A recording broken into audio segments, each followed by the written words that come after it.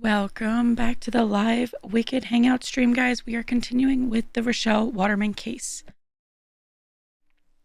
So, quick overarching story is that she enlisted her two ex-boyfriends to kill her mother, and they tried to stage her death as a drunk driving accident, and when that didn't work, they burned her van, and with her in it, of course. There are speculations for the motive, such as abuse, the mother not approving of her boyfriends and friends, and body shaming included. So as we've already seen, we've seen both of the ex-boyfriends testify, which has been very enlightening.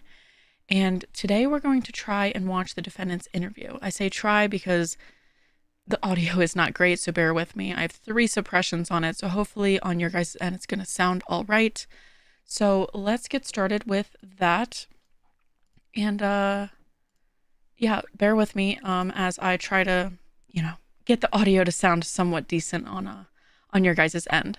But in any case, I hope you guys are doing well. Hi, Incognito, Ariel, Grant over on YouTube. Hope you guys are having a fantastic day. And let's get started with the defendant's interview.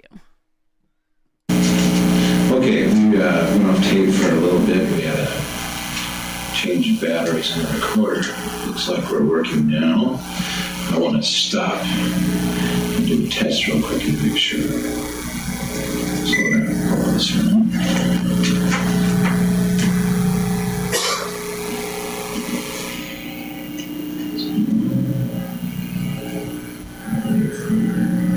Can you feel like your cat's back in the house? Yes. Yeah, probably protecting all that. Yes. Whenever he goes outside, he comes back in real quick because he thinks he's going to land outside. Yeah, he wasn't real happy. Yeah, he wouldn't be. My cat's a bit odd. Okay. Looks like we're up and running. Cheaters out here. Getting all it stinks.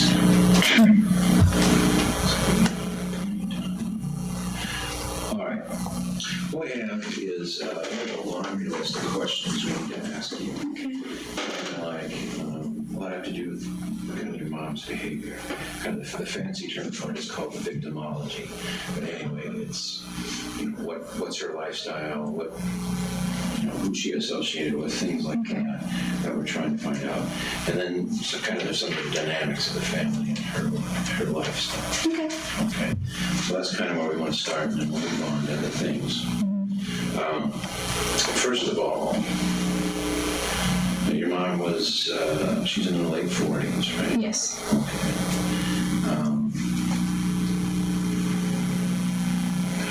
Kind of give me a general description of her. What is she kind of like? Is she conservative, flamboyant? Conservative in some areas. More, I wouldn't say conservative, I'd say more old-fashioned. Okay. She has a very good temper. I hardly ever see her lose her temper. When she does, it's not very good. So she holds her temper. Oh, very well. Okay. She's usually pretty happy. She's very responsible. Probably most responsible people. She volunteers a lot. I don't know what else. Okay. Does she drink? Does she smoke? She used to smoke like a long time ago. She drinks socially when other people are around. She's the kind of person that drinks to excess. You ever seen her get intoxicated? We have friends over, she might have a wine cooler. Okay. For a glass of wine or something. Okay. So, relatively conservative person, not that kind of person to go out late at night. Oh, no. She's not a bar hopper or anything like that. Okay. How is she with you in terms of, how's your relationship?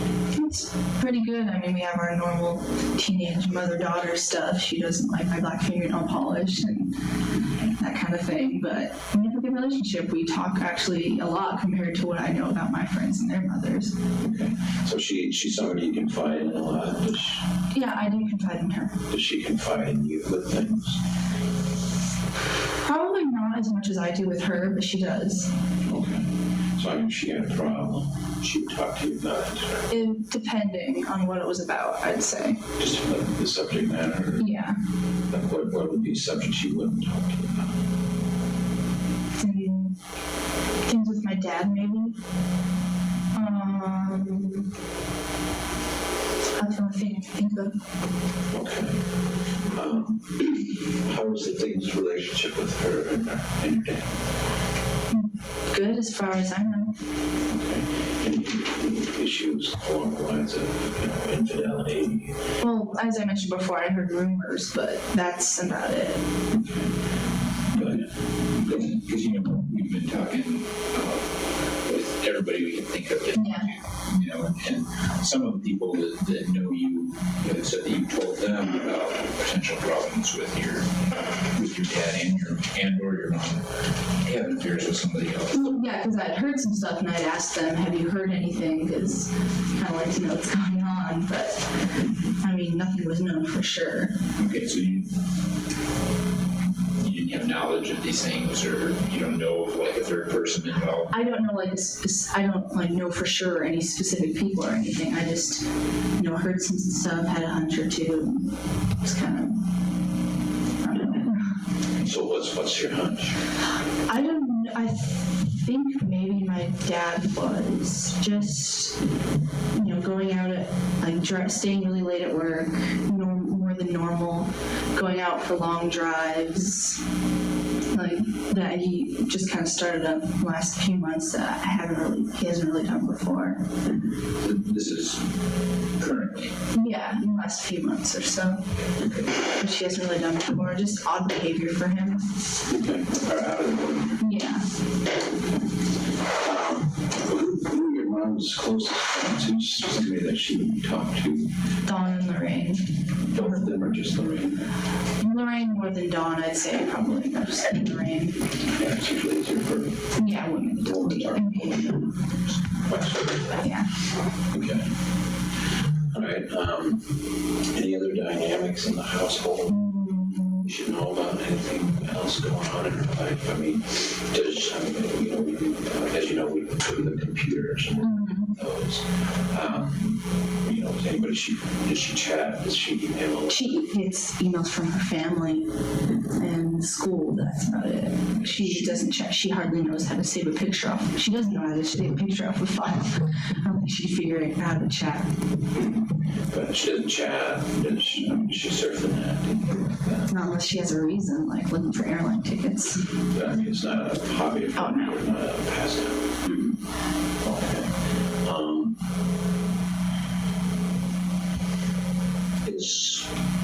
I can kind of get a sense from the other people who talk to you, your mother's the kind of person that would help somebody out if she was asked.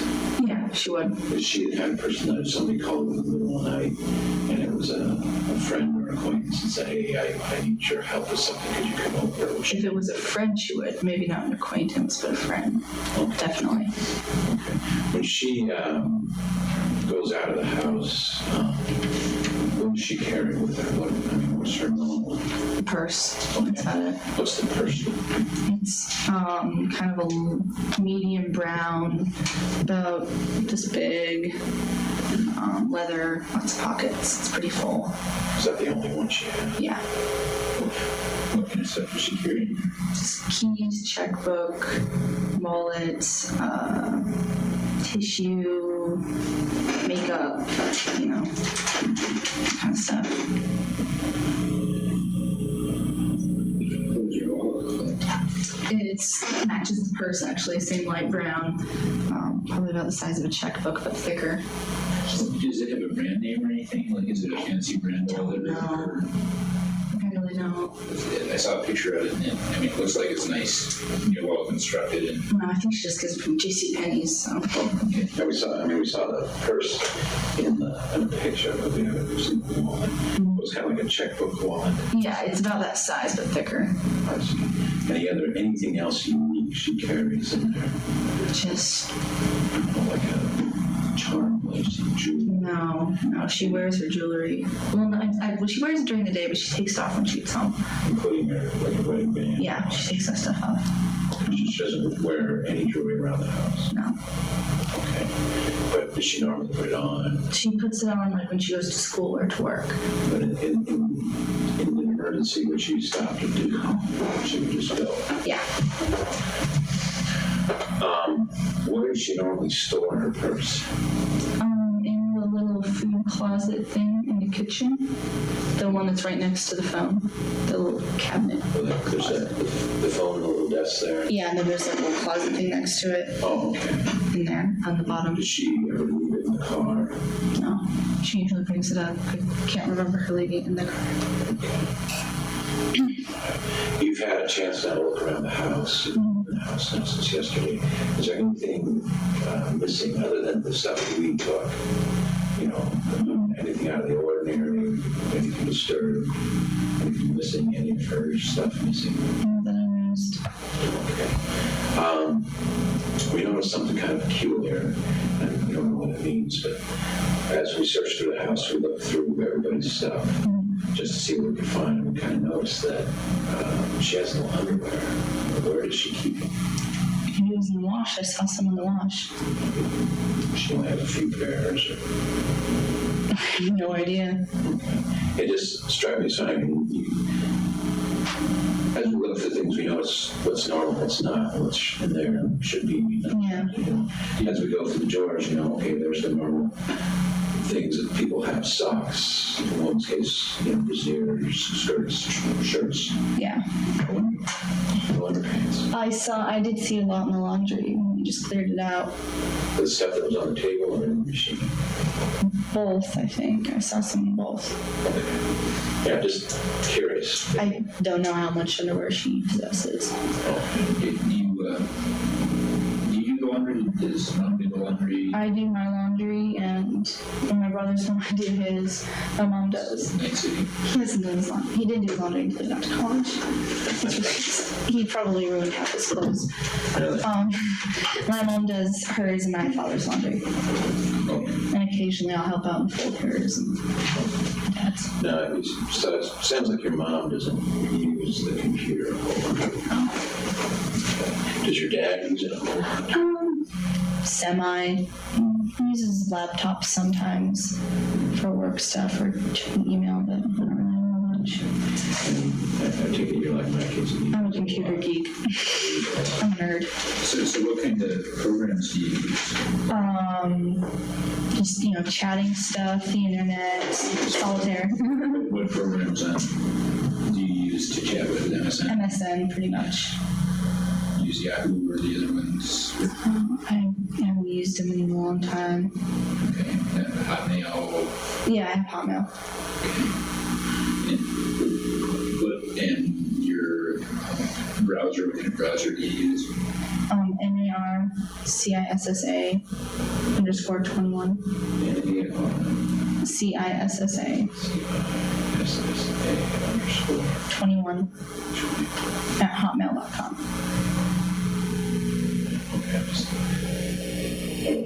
So, okay. Now this is your email address? Mm-hmm. Okay, Narcissa21. Yeah. And then you got like your own website, webpage? I have a live journal. It's like an online journal kind of thing. Live journal. It's like a sponsored blog or something? Yeah, pretty much. This is It's like an online your diary. email address? Yeah, that's my email, and then I have a live journal account that's SMCHY Rocky. SMCHY. Rocky. ROCKY. Yeah, all one word. Is this a lower uppercase? All lowercase. That's my account. I'm always curious. The name, what that Smoochie Rocky, combination of weird nicknames I gather. I gather a lot of weird nicknames. Okay, how about the Narcissa? Favorite flower? Oh, and the 21. Basketball and volleyball jersey number. Oh, okay, cool.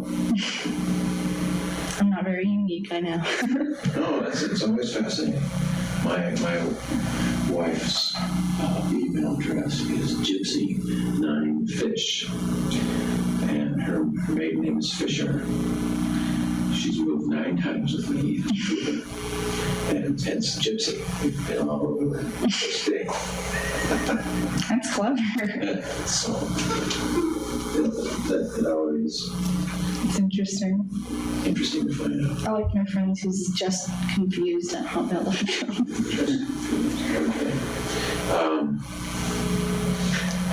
Now, do you have, obviously we've got your computer, we need to look through the files on the computer, we're just looking for any information we can find that may help us find out Yeah. what happened.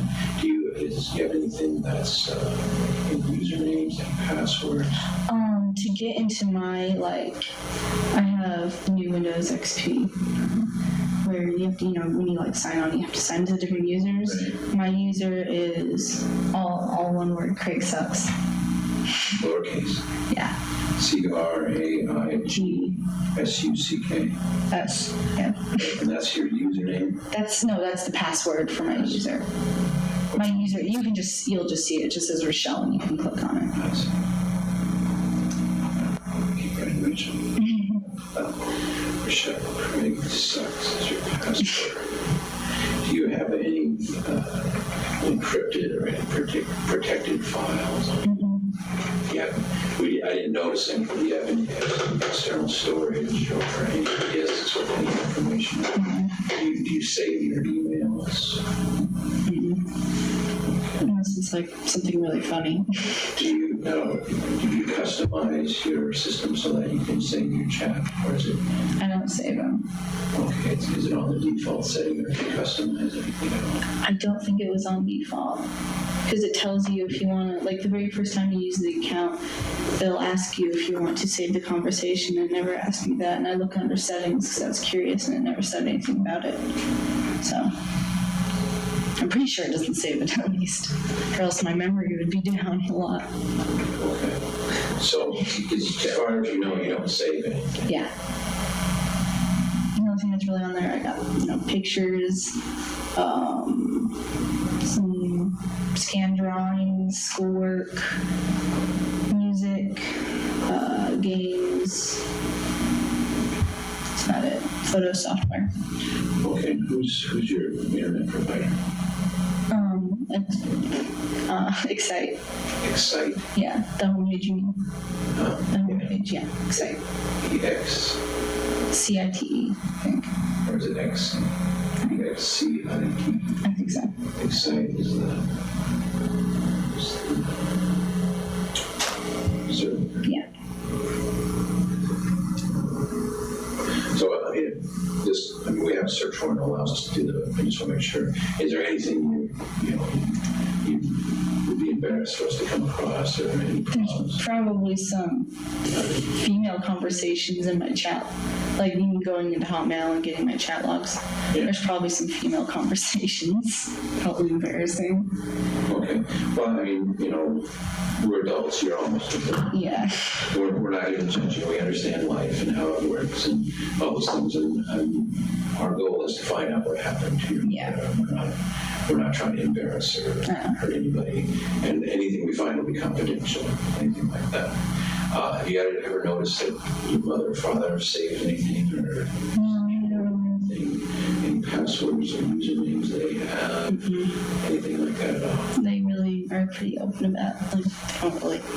Okay, which computer do you use the most? The one in your room, or? Yeah, probably the one in my room. But you use the other one as well? Yeah, occasionally. So, okay. Her room is the primary. Yeah. Did you ever use that laptop that's in the house? I've maybe used it 4 times total. To do what? Internet? Okay, I've used it for internet a few times and played pinball a few times. So, play games? Yeah, I don't really like keyboard laptop. You have an airport or something in your house, or you just plug in? Dial up. That's why I usually use the one in my room, because we have 2 phone lines and the main phone line goes into my room, so if I get on the internet in my room, it clogs up the main phone line. We haven't gotten the other wire in my room yet. That's okay. So you're not using DSL yet? Just No, unfortunately. Still on dial up.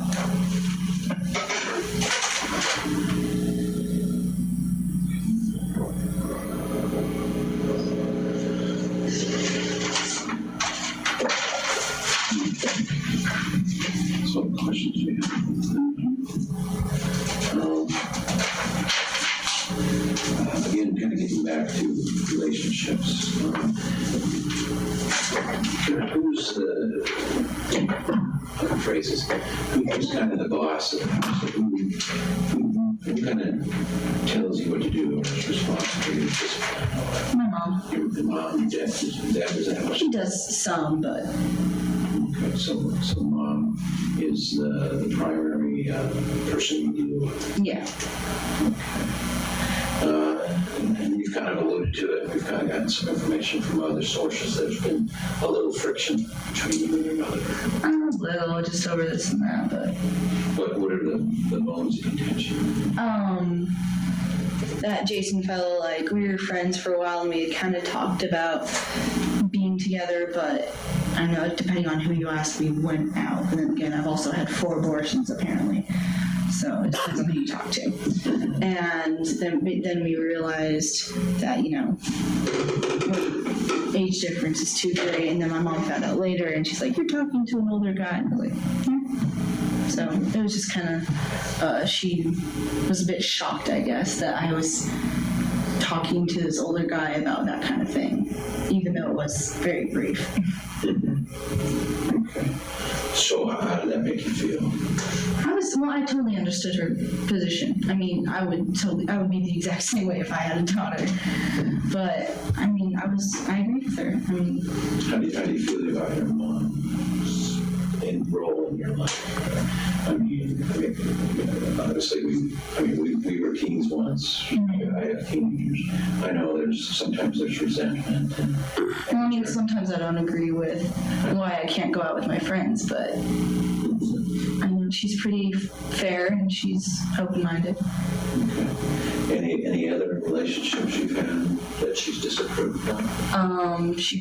With every boyfriend, she probably disapproved in the very first, but, you know, she got to know him, but just, you know, being my little girl.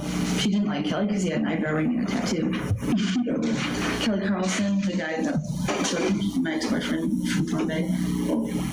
But I think he's in court protection now. And also, I don't know if this is true, I heard a rumor that something about Matt Howell up in Thorn Bay, like somebody told you guys I went out with him. It's not true, just to let you know. So why would somebody tell us about that? I have no idea. I have met him twice. So, has been any time where your mom's ever been unreasonable? Not that I can think of. I mean, I might be angry about it for a little while, but then I think, duh, I see your point. That's what I do. Should we discipline you? What would you do? I mean, hang you up by the heels or what kind of discipline were we talking about? Grounding. She's only really grounded me like a few times. She usually it's just talking. And what is grounding? Just you can't leave the house. Well, you have to know where you are all the time. You can't leave the house. You can't be on the phone or on the computer after a certain time. But you can still have friends over, just you can't leave the house. So, the gist of it was that she didn't like you hanging out with Jason because he's just too old for you? Oh, it was, I don't know if it wasn't, she didn't mind us being friends. She just thought I still liked him in, you know, the boyfriend way, which I clarified, of course. But she actually agreed with us being friends. She said, yeah, you know what, we'll have a talk and maybe you can come over and watch a movie. So, okay to be friends. Okay. Did she ever say, no, I never want to see, oh, no. you don't want to see this guy again, you're not permitted to see this guy? Okay. Just to run through some names here, I mean, how does she feel about Ian? She actually likes him a lot. Okay. See another name guy was Brian Radel. She didn't really know him. He was just my boss and kind of a friend. I mean, I talked to him sometimes. He used to own a computer company, Darkwood Computer Designs. I was a clerk and computer repair, graphic designer for websites, that kind of thing. Darkwood Computer Design. It's not in business anymore. But I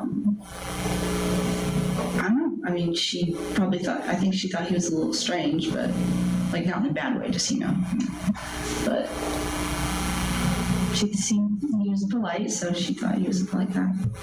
Okay.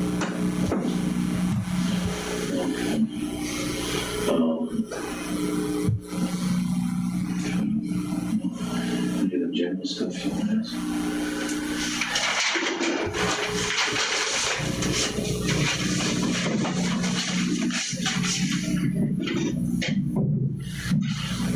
When you were, so this last weekend, you were at state, you left, what, Wednesday? Yes, came back Sunday. And you have a cell phone, or? No, Just mom. no, my dad does. He's the only one. He took it to Juneau. And you need to call back home a couple times I called back every day, every day? except for I might not called Wednesday. I don't recall. Okay, because that was the way. Yeah, we got in at like 10 o'clock. Yeah, okay. And how did your mom seem during those phone calls? She seemed fun. She was really excited to hear from me, hear how the team was doing. She's really supportive of volleyball. Right, yeah. And you notice anything unusual at all about what she was saying? No, not at all. Anything that surprised you? I was surprised she was going to the Chamber of Commerce dinner alone. She usually goes to the Pierces, but Lorraine was sick, and so Dawn stayed home with her. And usually if that kind of thing happened, she'd just stay home. I was just surprised she went. Probably just because she helped set up and do all that kind of stuff. Right. It's not like she doesn't know anybody there. Yeah, it's just like nobody she can really, Right. Is she a regular church goer? not entirely regular, but we probably go every second or third week at least. Does she ever go alone? Sometimes, not very often, but I usually go with her when I'm home. But with volleyball, I haven't been home for Sundays very often. I see. You got a rough idea where the van was hanging? Yeah. Is that the kind of place your mother would drive? No, she doesn't really drive. She would probably never want to take her car up a nasty road. So that the van was hers, basically. Yeah, the van was hers. Okay, but it'd be pretty out of the ordinary for her to go there. Oh, yeah. She hates taking long drives. Okay. All right. So, while you were on your trip, did you call anybody else in town and talk to them? I might have called Laura, but I don't remember. Taylor, yeah. I don't know. I think I tried to get a hold of her, but she wasn't there. Just to, do girl talk. You guys have on a computer? I didn't. No, there was one downstairs, Internet but I didn't. cafe or anything like that? Where you, I didn't use one. There's one downstairs in the lobby, but I wasn't going to pay for it. so you didn't communicate back and forth No.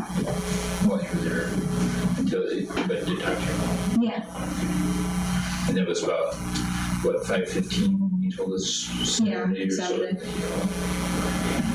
And just to confirm, now, you flew from Anchorage to Juneau, and then your dad got on that flight, Yes. and then the two of you flew to Ketchikan. We'll sit at Ketchikan. Yeah, okay. And then you get in Ketchikan, and then you separated again. Yeah, his flight left to Hollis before mine did. Well, actually, it kind of left right when mine did, but they went down to the dock first. So they flew to Hollis, Yes. and you did as well. Yes. So then you met up again in Hollis and got in whose vehicle? Steve Duckett. Why was that vehicle there? He's a friend of my dad's who comes up here to hunt and fish, but he originally lives in, I forget where, somewhere down south. And it's just whenever he comes up here, my dad helps him out by getting his house ready. And when he left his car in Hollis. So my dad was going to bring it back into where his cabin is. Okay, so where's Flock Lake. A little cabin house thing. okay, so the two of you then drive from Hollis to Craig? Yes. In that vehicle? Yes. In that truck? And then you come home, and then that's when you find your mom's not there. Yes. Her vehicle's in her vans. Yes. Besides stopping at the cabin, We didn't stop there. except you just rode the car, right? Yeah. Did you do anything unusual or just drive straight home? We just drove straight home. You didn't make a phone call or anything like that? Okay. He might have on his cell phone in Ketchikan.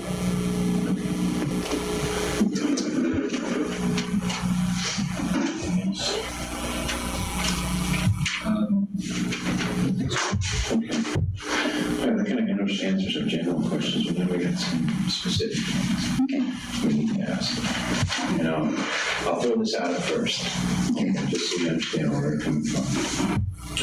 Now, I'm sorry, I guess we should have gone over this again.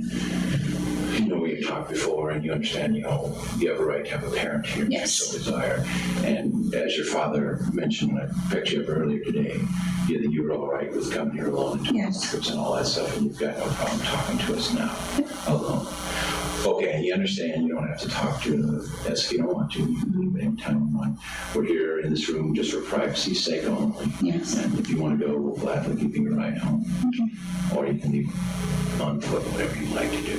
But there's some hard questions we need to ask. Okay. If you're mature enough to take them. All right. So, first of all, I want to throw this out for you just so you understand where we're coming from. Okay. Now, obviously, you understand your mother is dead. Yes. And based upon what we found, that this is not an accident. Your mother did not die in a car crash. Yeah. Okay. Your mother was killed Yeah. by somebody. And that's what we're here to find out. Yeah. Okay. Oftentimes when we talk to people, particularly young people like yourself, they get hung up on certain issues, you know, drinking, smoking dope, having sex, things that they're not supposed to do, but, you know, everybody does. And so they get afraid to talk about certain things, thinking they're going to get in trouble. And there's going to be consequences for these things. Now, you'll agree with me, somebody's death is a lot more important than Yes. a 16-year-old having a joint or having sex with somebody. You understand? Mm-hmm. So I want you to understand that you're not going to get in any trouble for anything like that. Okay. We're not here to judge you or your lifestyle or And anything it's like that. confidential. Right. Okay. We're just here to find out what happened to your mother. Yes. And that's what we need to find out. And you'll agree with us. I think that that's pretty important. Yes. And these other issues are kind of trivial in comparison. Yes. So I want to make sure you understand that you don't need to be afraid to talk to us about certain issues. Okay. I mean, we're all essentially adults. You're this close to being one, Couple of years. you know, and obviously, you know, teens do things, I mean, adults do things. Technically, when you look at smoking and drinking, and it isn't good for you, right? Yeah. We all do them. But that's life. Mm-hmm. So don't let that hang you up. Don't worry about those issues. We're not here to get you in trouble over something like that. Okay? We're here to find out the truth, and we're here to find out what happened to your mother, and we're here to make the people responsible for what happened, that they are held accountable for what they did. Yes. Okay? So we're getting a clearer and clearer picture as to what happened and who might be responsible for this. Okay. Okay. So first of all, tell me about your relationship with Jason. Just friends. I mean, like I said before, we had an interest in each other, but it was brief, and we decided, you know, it's too hard with our age difference. Maybe when we're older, and I'm not, you know, Okay. this young. Right. And I mean, did you guys date? Did you go out, do things I don't know together? if you call it, we like hung out as friends, but like we had talked about dating, but it was never like made official, so I don't know what we exactly call it. Okay. Again, another thing, another provider, like, you know, afraid about getting in trouble themselves. They're afraid about getting other people in trouble for minor things like Oh, I understand. like an adult providing a kid alcohol, for giving him a joint to smoke, something like that. Yes. Again, those are pretty trivial matters. If I choose not to give a name, like if you ask me who provided me something, do I have to give it? You don't have to tell me anything you don't want. Okay. Okay? But obviously you understand the severity of the situation. Yes. This is very, very severe. This is the biggest thing there is. Yes. And we need to find out what happened, and we need everybody to tell us the absolute truth. Yes. Sometimes people tell us, and you know, both Bob and I have been doing this job a very long time, and we've talked to probably thousands of people under hordes of different circumstances. And we all get a pretty good idea of when somebody's being straight with us and when somebody's trying to be receptive of this. We also note from past experience and training that people often tell us what they only think we need to hear. They leave out bits and pieces. And those bits and pieces can often be extremely important. Okay. So that's why, again, we have some probing questions to ask. I need to be absolutely honest with me, and our conversations will be confidential. Okay. We alluded to it earlier. What's your relationship with Brian? Just friends. You work for him. Yeah, we worked for him, and yeah, we became friends over, but I don't really, I talked to him for a while when we first met, but it's just kind of like, you meet someone and you learn a little bit about them. Okay. We were partying with either Brian or Jason. I have shared an alcoholic beverage once. Okay. So day go, anything like that. With Jason once. Okay. Has there been any sexual contact between you, Jason, and your Brian? No. None at all? No. What if we tell you we've had some information that there was? That's completely false. So why would Jason and Brian tell us they're having sex with you? Trying to make their egos inflate? Jason, we've talked to him, Brian. Jason tells us that he's given him oral sex. He's given oral sex to him.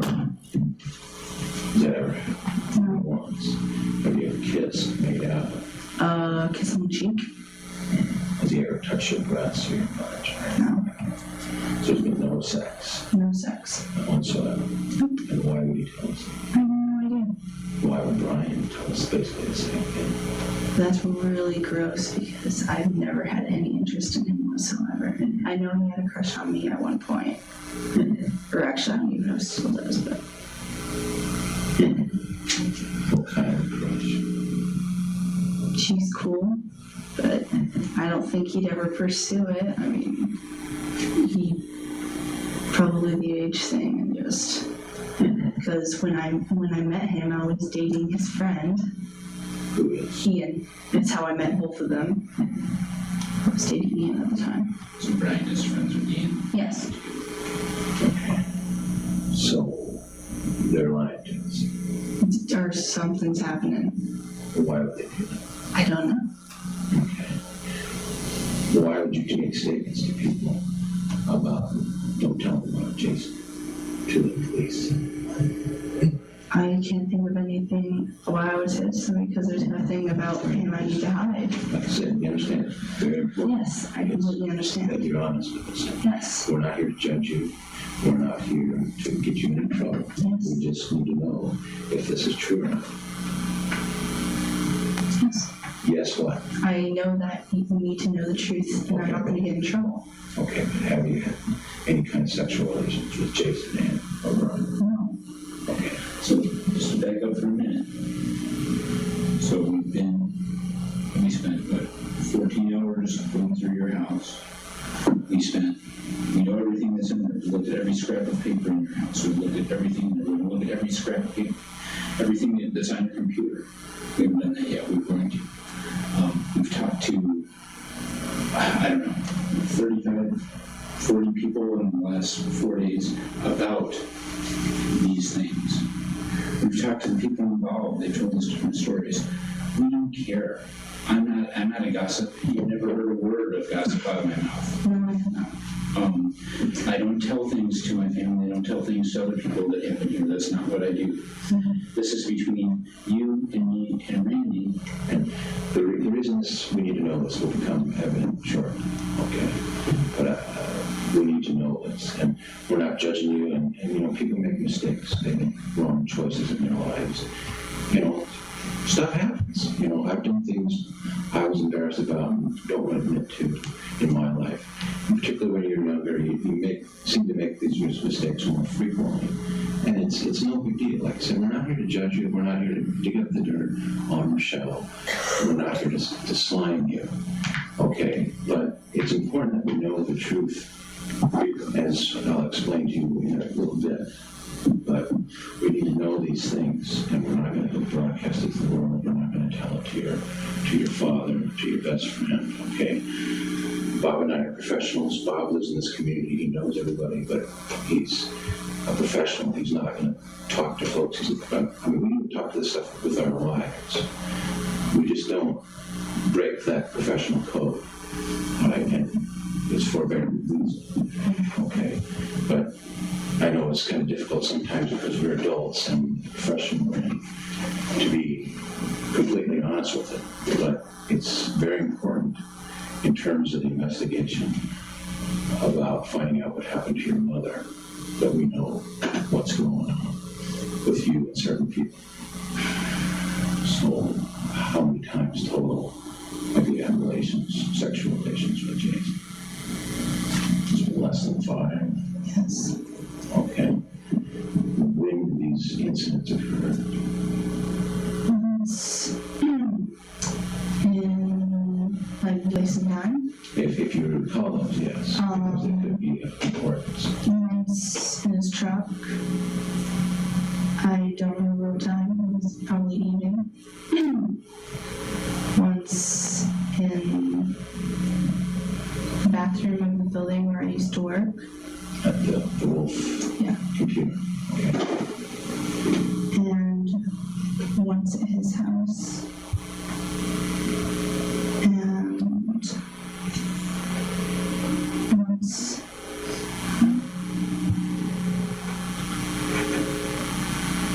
Yeah, that's it.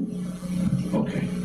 Now, in the post-Bill Clinton age, we developed very different ideas about substance.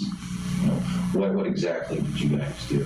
I mean, again, you're an adult, almost. We're an adult. You're not going to say anything that embarrasses us. I mean, did you have genital intercourse? Yes. Okay. Did you have anal intercourse? No. Did you have oral sex? Yes. You give him oral sex and he give you oral sex? Yes. Okay. But it was less than 5 times. Yes. And when did these incidents occur? This summer? This summer. What is this, in July, August? July. Early August, late July. Okay. Same thing with Brian. We didn't have genital intercourse because actually he was too big. We Too big. His penis was girth. too big. Yes. Okay.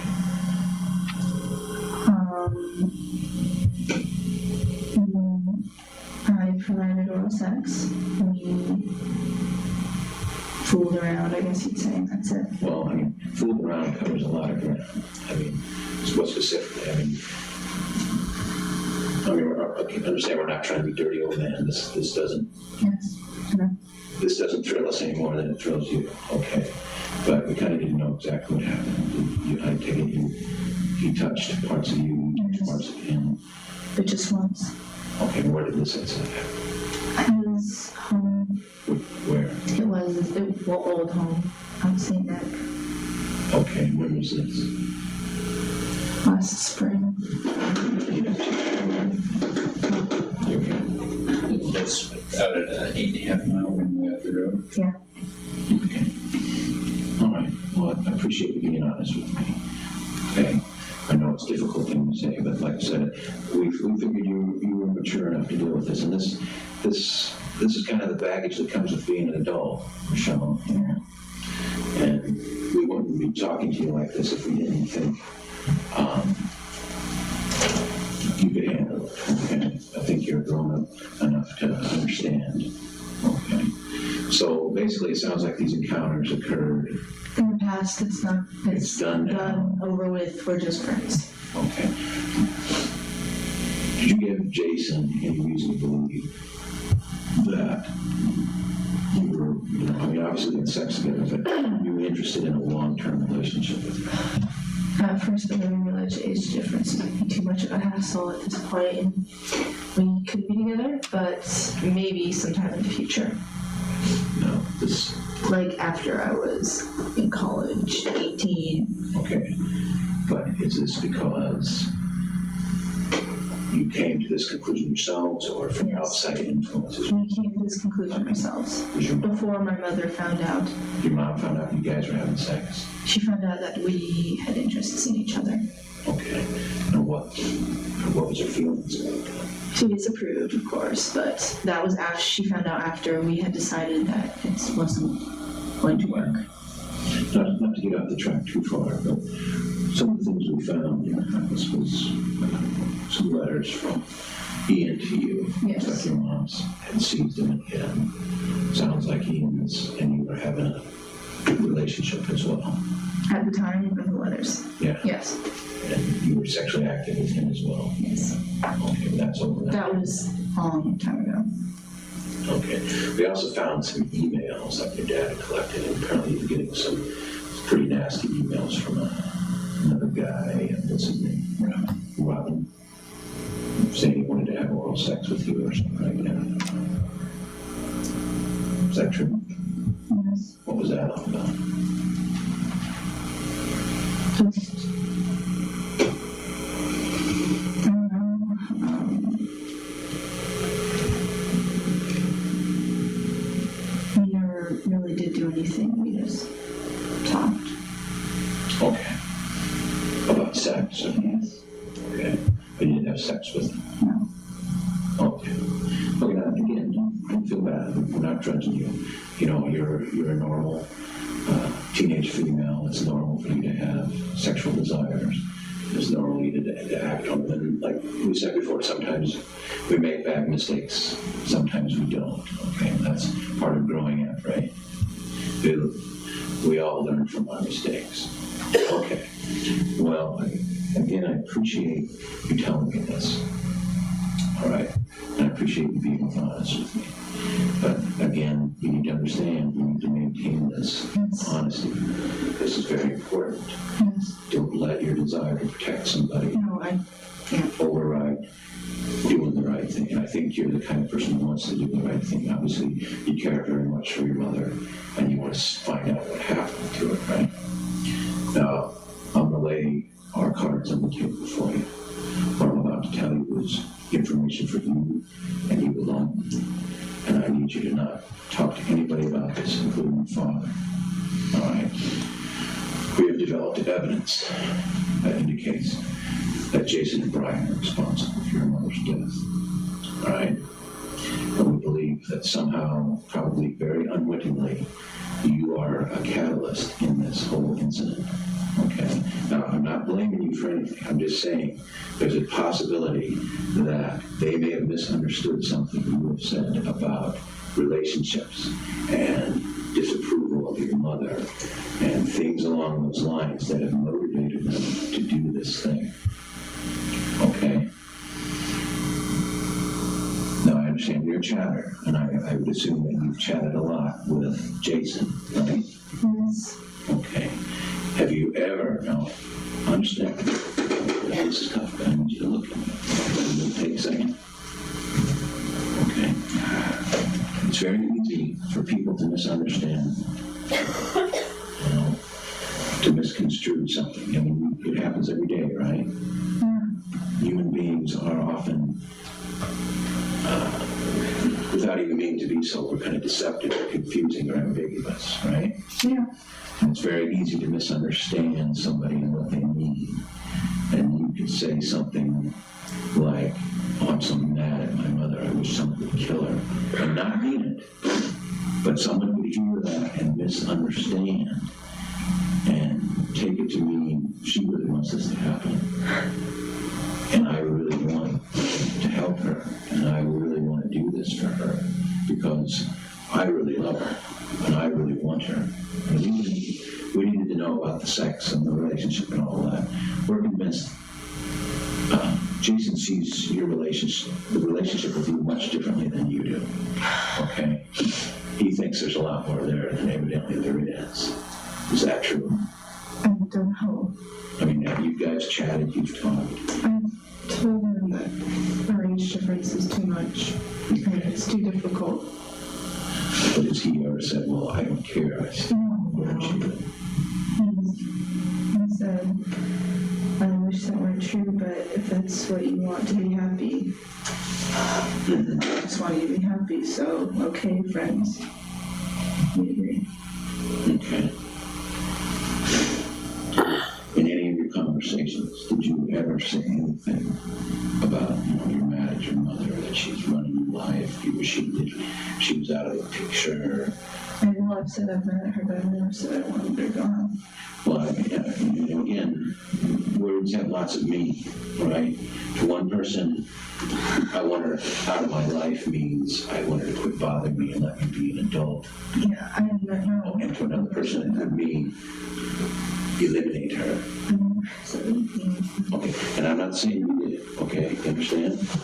I'm not accusing you of anything, and I'm convinced that you are not a willing participant in what's happened. But it's very clear to us that Jason and Brian are responsible for their death, for your mother's death. And we're trying to figure out why. And it keeps coming back to you as, like I said, an unwilling catalyst. I'm just going to be honest. I highly doubt, I mean, with no bias opinions, I highly doubt Jason would do anything like that. I just really don't think so. It's just not, no, he wouldn't. Except he's offered to talk to her because she used to hit me occasionally. And he knew. I was offered to talk to her, talk to the police, and I said no, or leave her alone, don't do anything, and I make him swear. And I know he wouldn't break that. But Brian has a bit of a worse temper. Like when my ex Ian had done something that made me mad, Brian would yell at him. He does that kind of stuff, but Jason would never do anything like that. So I'm sorry, you lost me. It was Jason who wanted to talk to your mom about this? He wanted to talk to my mom about her violence, but he never, I mean, how did that make him feel when he found out that you he was upset. I mean, he wasn't angry because I wanted to make sure, because I don't want to make him, mad at my mother. He was just upset and concerned for my well-being, but... Right. He said, Brian, this is something different. Brian has a bit more temper. Mm-hmm. Would Brian want to get that involved in your life? He's one of those people where he would do a lot for somebody he really doesn't know. Okay. And by a lot? I don't know how far it goes.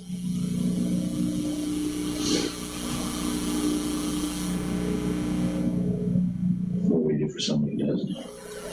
Oh, goodness, I have no idea. I mean, how far would it go?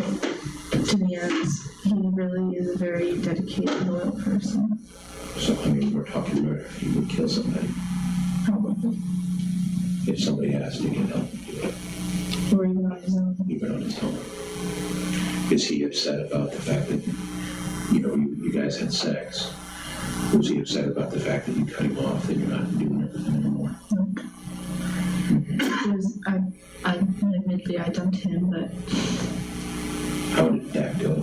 How did he take it? he was sad, but Sad or pissed? he wasn't pissed, no. Okay. Does he express his anger? He expresses all his emotions. He's not close, but No, you know if he's mad or if he's sad. He was just sad, but I mean, it wasn't really hugely serious, so I don't think it broke him. okay. Just supposing if Brian and Jason killed your mother, who would be the leader of the two? Brian, Jason would be the follower. Okay. Even though Jason may be the one asking for a favor, Brian would be the one to plan and execute the plan. if that was the case, but I still vouch that I know it's tough to believe. No, I know him. He would never do anything like that. I know this is difficult to believe, but I learned through the long experience that anybody's capable of just about anything, and as I've said, we've developed some hard evidence that clearly point at them, and we're trying to figure out, okay, what is the motivating factor here? What is driving these two to commit a murder? He couldn't have, because I called him. I did talk to somebody other in Anchorage. I called him when I was in Anchorage very late. It was probably 1, 2 in the morning. I couldn't sleep. What day? Saturday night. Saturday night. Yes. That would have been Saturday night, Sunday morning. Well, yeah, so, yeah. Would have been like 1, 2 a.m. I called him. 1 or 2. I was really bored. I couldn't sleep. I knew he'd be up. Where'd you call him at? His house. This is Jason. Yes. And he was there. You talked for how long? 45 minutes, an hour. I didn't know how to keep track. It was a while though. Does he have his own phone line in his room? This would have been This was the house. house phone. Did he have a cell phone? What's the number there? 755. 755. Hang on. I don't have it exactly memorized. 2522, I think. 755-2522. I think. I'm not exactly sure. I don't have it What memorized. was the gist of your conversation? I was volleyball going. I was Craig. New Halo 2 game. That stuff. Just BSing for a while. Okay. So he was home at that time. Yes. Anybody else can verify that conversation? No, I wasn't in my hotel room because they don't want us. I had to use the payphone. Where were you staying? The Marriott. Okay. Go in downtown. Yeah, downtown Marriott. And where did you go to use the phone? The lobby.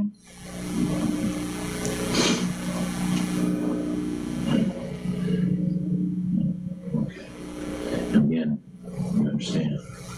It's very important that you don't protect anybody. I know. We're after the truth. And listen, So am I. if Jason had nothing to do with it or a minor role to play in this, then that's all we need to do. We need to find that out, right?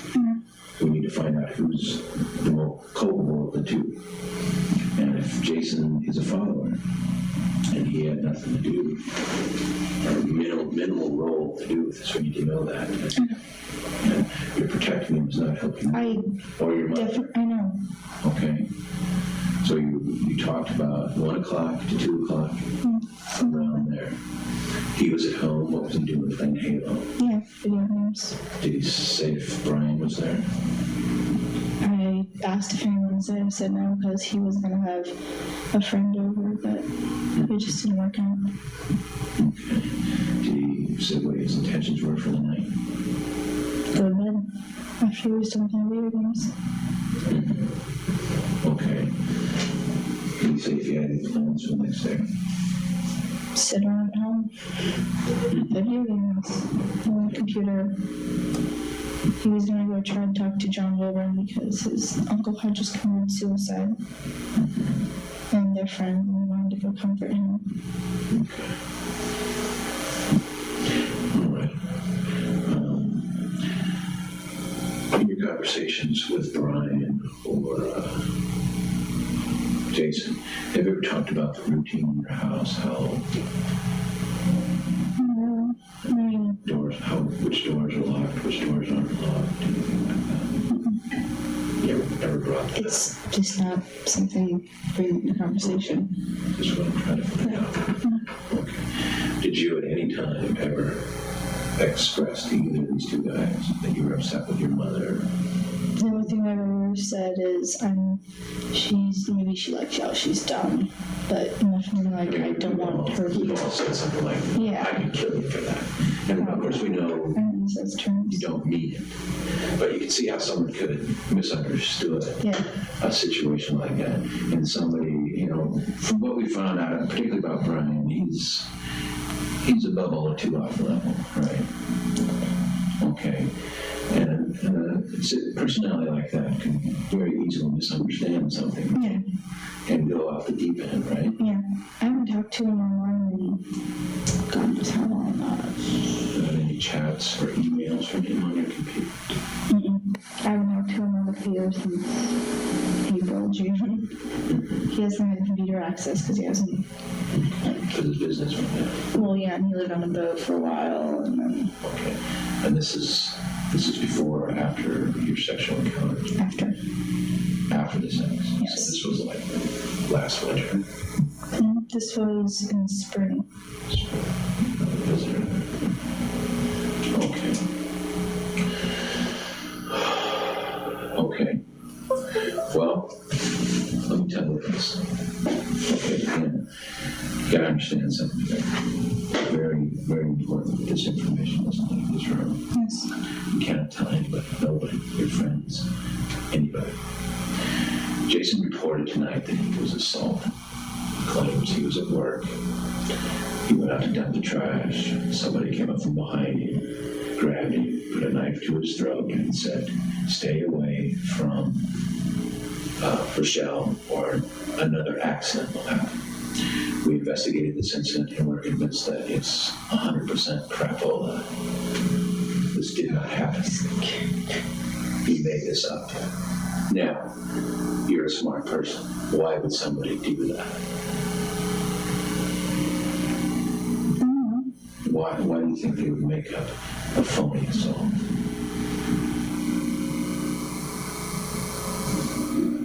That's smart, I guess. No, just speculate. Why do you think somebody would do that? I don't know. Why don't you tell me?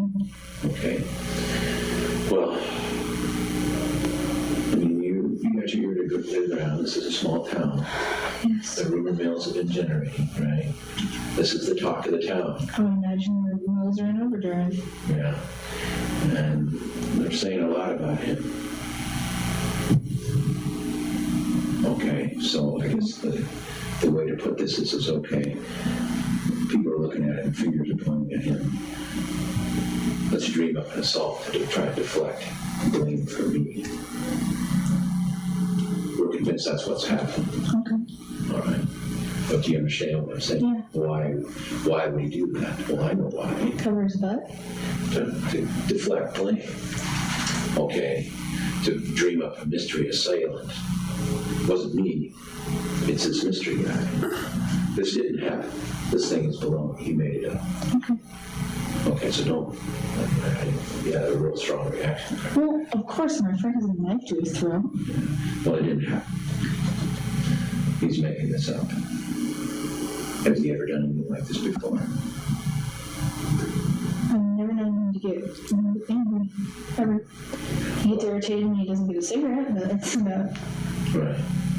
Well, but I mean, you can see if someone is being suspected of murder or another crime, that he might want to dream something up to try and cover his tracks. Yeah. Okay. Well, we're convinced that that's what's happened. Okay. And so, us being what we are, if somebody behaves this way, we're wondering, well, again, why? That's what we're into. What is people's motivation to do things? Why do you do this? Well, I don't like people talking about like me like that either. Well, I mean, that's understandable reaction, but would you go to an extreme like that? I don't know, it depends on how I was feeling. Depends on if I was PMSing or not. So if you're having a tough time during your PMS, you would try something like that? I really don't know. I've never been in that situation. Your problem talking to us, right? You know, you weren't exactly honest with us at first. You haven't been exactly honest with us, right? Mm-hmm. Okay, and why was that? It's intimidating. Well, and I know we come across that I way. haven't told my friends a lot. I haven't told my friends a lot of this stuff. Well, we're not going to tell them. Mm-hmm. Okay. But you understand how people are often reluctant to talk to us about things like that. But we also know from experience, people often talk about particularly big things like this. It's very difficult to hold major events like this. And if Jason had nothing to do with this, or only a minor role in this whole thing, that's what we need to know. If Brian's the more culpable of the two, we need to know that too, right? I mean, we want to be fair. We're not out to hang people. You know, we don't just randomly blame somebody. You get to be our victim. We're in the business of finding the truth. But unfortunately, people often have a difficult time telling us the truth, just as you've experienced today, right? Over comparatively relatively minor things. So obviously, telling the truth about a murder is going to be rather difficult, eh?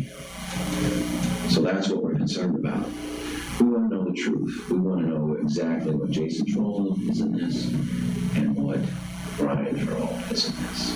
And if Brian's the leader, the planner, the one who carries us out, and Jason, all he did was help him out in some way or fashion, then that's what we need to know, because then we'll assess the appropriate amount of blame, and you know how it is when you're a kid. I'm sure we experienced where one person messes up and then everybody suffers the consequences for it. It's not fair.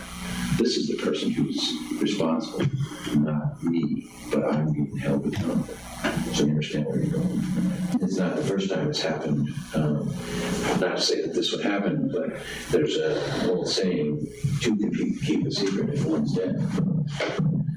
And if we've got a situation with two people, one might determine, hey, this guy can give me up, so maybe I need to get rid of him. And think for yourself, maybe you don't see it, we are seeing it.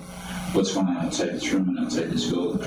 People are scared to death in Craig. People are sleeping with guns. People are paranoid. People are chasing people out of bars because they're the wrong color, because they think this is some kind of stranger thing. That all these bad things are happening here. If we can go quickly, we can put a stop to this. I mean, people think there's a boogeyman out there. And They're scared to death. Now, we know there isn't one, but you can understand our position. We can't tell them that. Because if we did, Investigation. right, and I mean, that's what we're after. We're not out to hang anybody who doesn't deserve it. What we're after is the truth. And you, unwittingly, are involved in this. Like it or not. I mean, it keeps coming back to you. And I'm convinced you didn't mean for any of this to happen. But it has.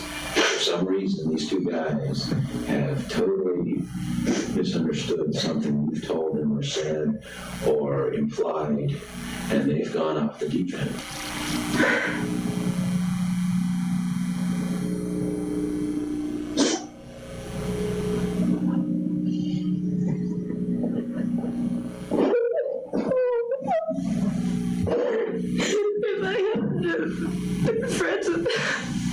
It's not your fault. Understand? Okay, it's like, is it the water's fault that flows into the rocks and freezes the winter and breaks the rocks? It's the water just doing its thing, right? It's your mom's death is not your fault. What if I just never met them? Well, we can't control the people that come across our lives. Grab a tissue. All right. People come in and out of our lives all the time. We have trouble, okay? So don't blame yourself. But No offense, but you did a really good job making it sound like it was my fault. I'm sorry for that. But you gotta understand where I'm coming from. We're into trying to understand motivation. Why somebody does something is very important, right? If we understand the motivation, we understand the result. Okay, and I'm sorry if I was tough on you or implied things, but you understand my position, right? Sometimes I gotta be a jerk. Sometimes I gotta ask people hard questions. Think about it like we do sometimes, like it's a puzzle or a game, or that what possible role could we have in this? Right? You can be a willing participant. I don't think that's true. You could be an unwilling participant, that you provided these people with information that led them to make it happen. Maybe you're not that, but maybe the third thing, that you what's going on. But that these guys, these poison guys, these bad guys, there's something wrong inside them. And whatever it is you're with, it would spark that badness to come out. I think that's what happens. Is that right? I know you didn't mean to cause your mother's death, but something has sparked a fire in his life to do something like this, and I'm trying to figure out why. Okay, if we understand, why is often the most unanswered question in our profession. I mean, it's pretty easy to know when and how. We rarely get to know what the why is. But if we understand the why, we understand the result much better. Okay?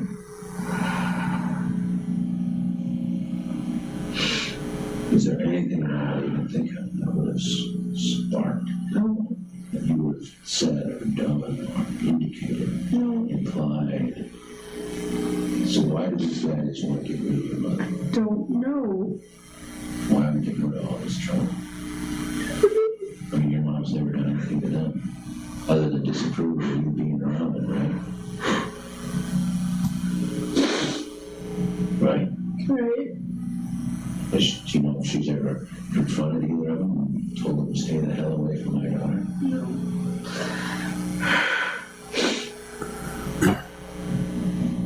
Now, obviously, both of them knew you and your dad are out of town, right? I don't know if they knew my dad was out of town. They knew I was. I mentioned it, but I don't remember. You might have mentioned that he was out of town. Yeah. When was the last time, do you remember, before you left? You left on a Wednesday, right? Yeah. When did you speak to him? Or before you departed? When was the last Which time? one? To Jason or Brian? Both of them? I haven't spoken to Brian in ages. Okay. I spoke to Jason. I saw him that Tuesday because he was at the school for play rehearsal, and I said hi.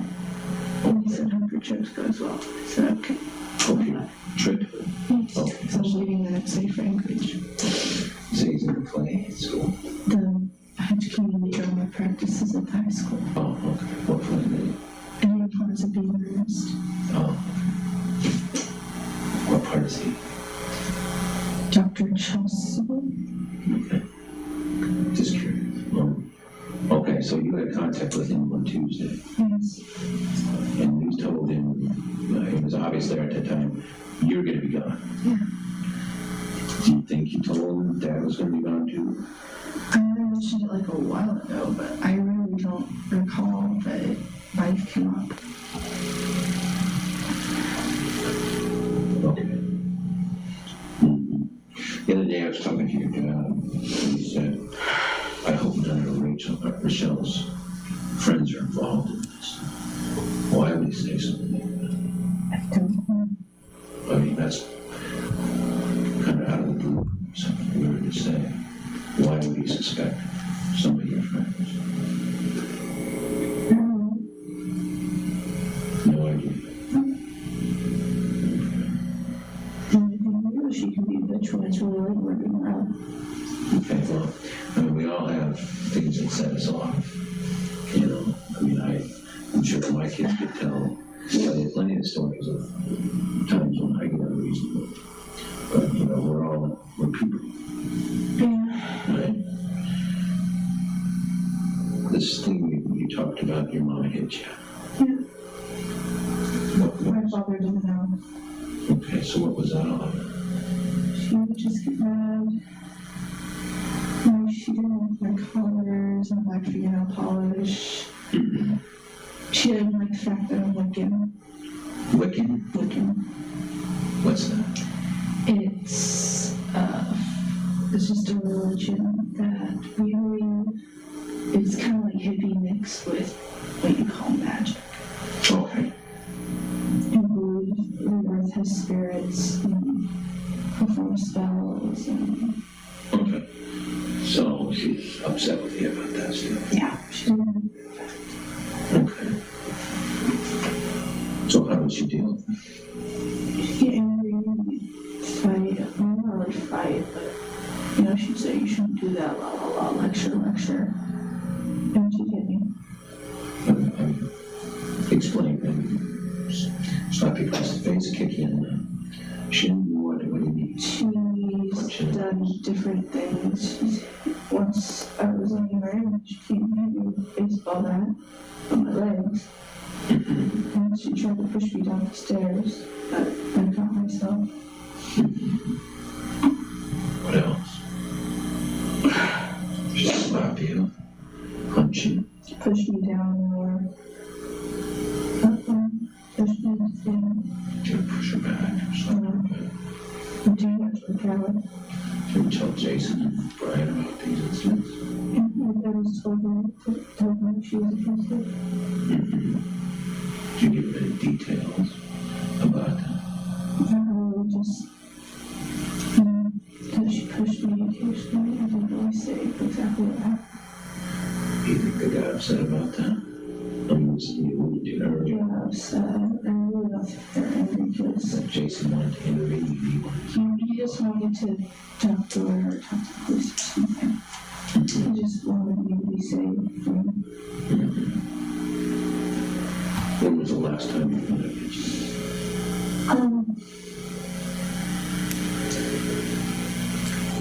A couple weeks ago, maybe. And it was nothing big. It wasn't nothing the worst she'd ever done. What's the worst she ever did?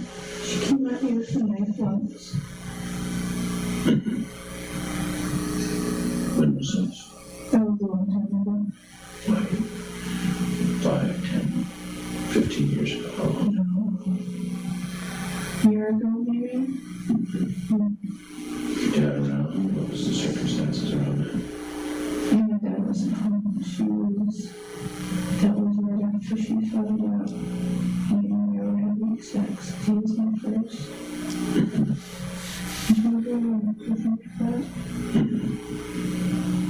And she came at you with a knife. I ran out in the kitchen. She was coming to me. I didn't. Okay. I didn't know everything. So, did you tell Jason and Brian about all these incidents? I told him everything. Did you ever tell him that something like, I wish she would stop, I wish she would leave me alone? Well, of course I said I wish she wouldn't hit me. You ever say anything like, I wish someone would straighten her out, get her out of my life? Because I didn't want other people interfering. Because I was my parents. Well, I can understand with that. Well, again, getting back to the motivation, what's driving these guys to do something like this? No idea. But maybe if it was both of them, that the Lord helped have been depressed lately. Just things with my ex were crappy, and school wasn't that great. I've never really been back in the home. I was in a very bad place. You were in a very bad. Like, bad place in my life. Okay. And they're aware of this, you talked to them about this, you expressed these feelings to them. Just that I was depressed. And this is to Jason. Yeah. But he probably told Brian, just because that's who he confided to. I understand they're pretty tight. Yeah. Okay. So, you're saying it's possible they misconstrued all this talk? That they're going to rescue you because you're their good buddy, or because they want mom out of the way so they can have sex with you? I'm really highly doubt it was the second one.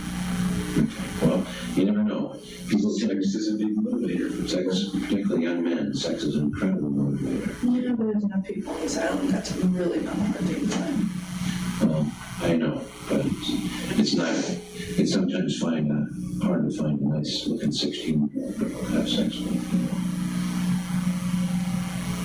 But I'm not saying this is true. But I'm just trying to understand what's the driving force behind this? What is making this happen? I think they're also worried about me because I contemplated suicide.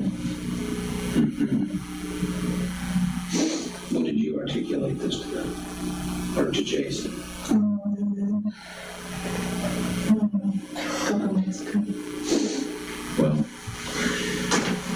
it's pretty clear that this thing was planned for a while, but it also something seems to have sparked this off. I can't believe that they've waited for 3 months to. There's nothing recent. And why they even do it, lately. Things have improved. Definitely.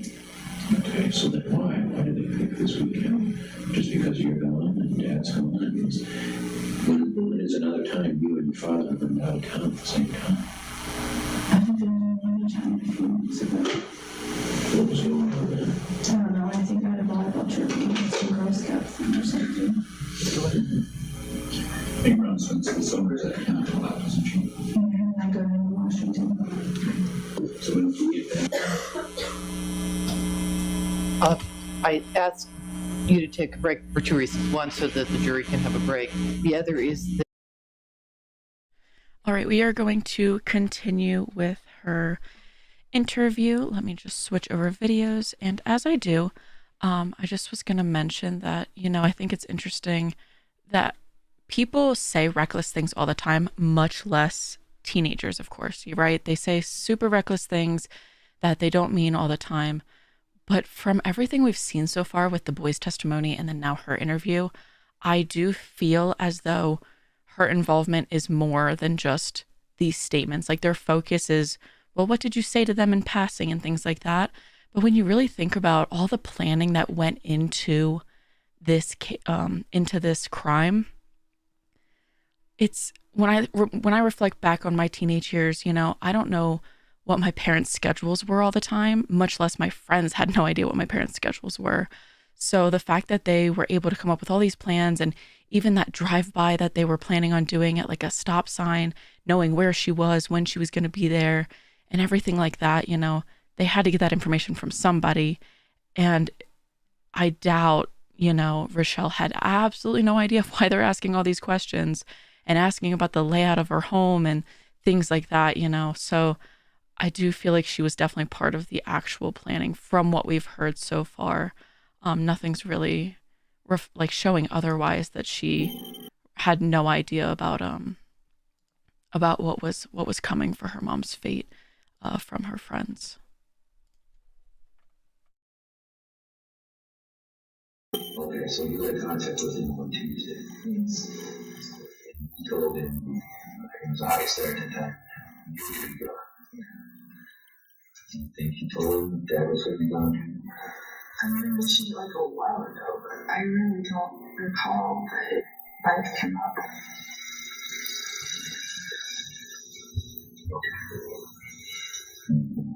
The other day I was talking to your dad, and he said, I hope none of Rachel or Rachelle's friends are involved in this. Why don't you say so?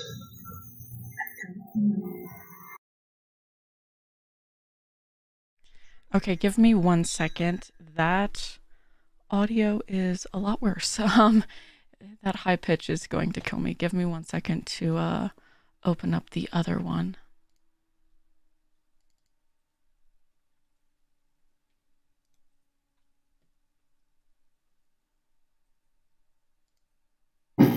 Okay, so you okay, I get it reasonable. But we're people. Yeah. Right? This thing you talked about, your mama hit you. Yeah. What My was, father didn't know. okay, so what was that all about? She would just get mad. Like, she didn't like my collars, my black fingernail polish. Mm-hmm. She didn't like the fact that I'm Wiccan. Wiccan? Wiccan. What's that? It's just a religion that we believe is kind of like hippie mixed with what you call magic. Okay. We believe believe the earth has spirits and perform spells and Okay. So she's upset with you about this. yeah, she didn't like that. Okay. So how would she deal with it? She'd get angry and fight. Well, not really fight, but you know, she'd say you shouldn't do that, la la la, lecture. And she'd hit me. Explain, maybe. Slap you across the face, kick you in the shin. What do you mean? She's Punch you in the done face. different things. Once I was laying there and she came and hit me with a baseball bat on my legs. Once she tried to push me down the stairs, but I caught myself. What else? She slap you, punch you. She pushed me down more. Pushed me into things. Did you ever push her back or slap her back? You damn much of a coward. Did you tell Jason and Brian about these incidents? I just told them that she was abusive. Mm-hmm. Did you get any details about that? Not really, just, you know, that she pushed me occasionally. I didn't really say exactly what happened. You think they got upset about that? I mean, you alluded to it earlier. Yeah, upset. I really don't think they're angry because That Jason wanted to intervene and he wanted to... he just wanted to talk to her or talk to the police or something. He just wanted me to be safe. And When was the last time you met her? A couple weeks ago, maybe. But it was nothing big. It wasn't like, you know, the worst she's ever done. What's the worst shit ever done? She came at me with a knife once. When was this? That was a long time ago. Like 5, 10, 15 years ago. How long? No. A year ago, maybe? Your dad around? What was the circumstances around that? My dad wasn't home. That was right after she found out he and I were having sex. He was my first. She was really angry with me for that. And she came at you with a knife. I ran away in the kitchen. She was coming at me into that. And I ran away. Okay. I hid in my room. So, did you tell Jason and Brian about all these incidents? I told him about it too. Did you ever tell him that something like, I wish she would stop, I wish she would leave me alone? Well, of course I said I wish she wouldn't hit me. Do you ever say anything like, I wish someone would straighten her out, get her out of my life? No, because I didn't want other people interfering. Because I was embarrassed. Well, I can understand that. Well, again, getting back to the motivation, what's driving these guys to do something like this? No idea. We thought maybe if it was both of them, that it would help me because I've been depressed lately. Just things with my ex were crappy, and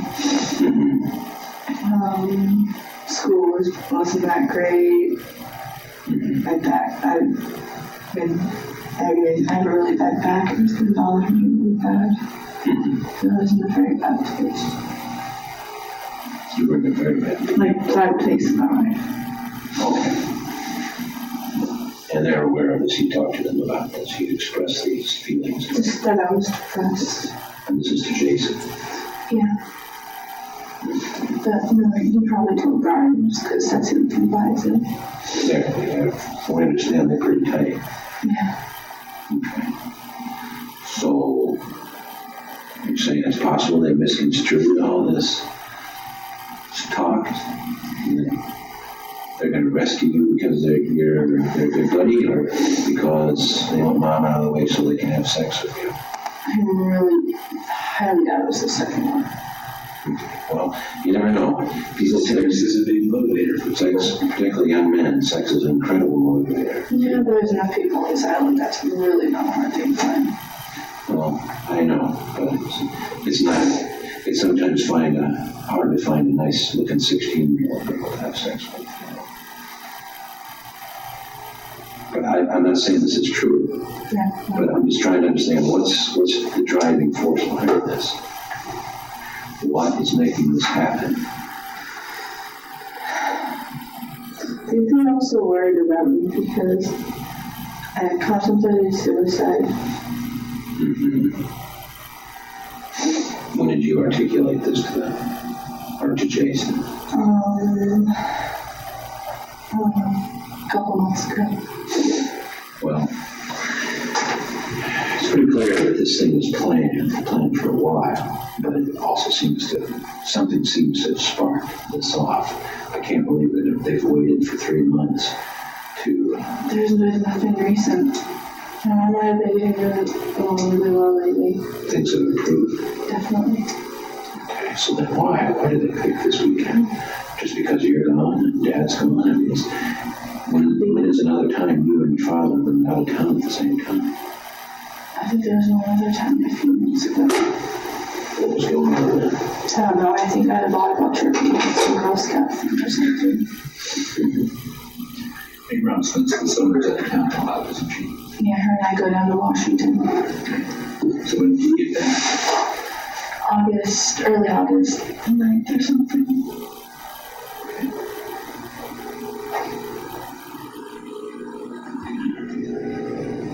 But you told Jason once that you wanted to kill your son.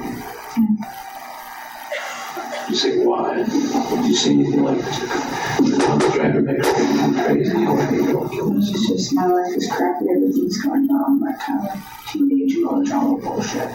Okay. So you're kind of saying Brian in particular is someone who could misinterpret that. Probably.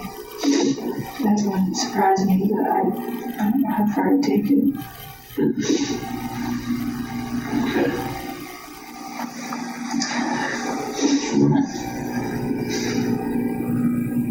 Anything else you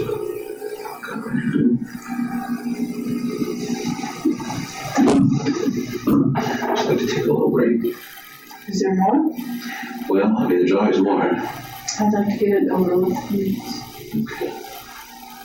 Well, we do need to step outside for a minute. We'll leave you alone just a bit. We're going to put the tape on the hall for just a sec, okay? Be right back.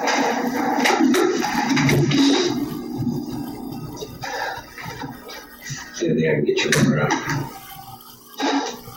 Should go out there. All right, we'll be right back.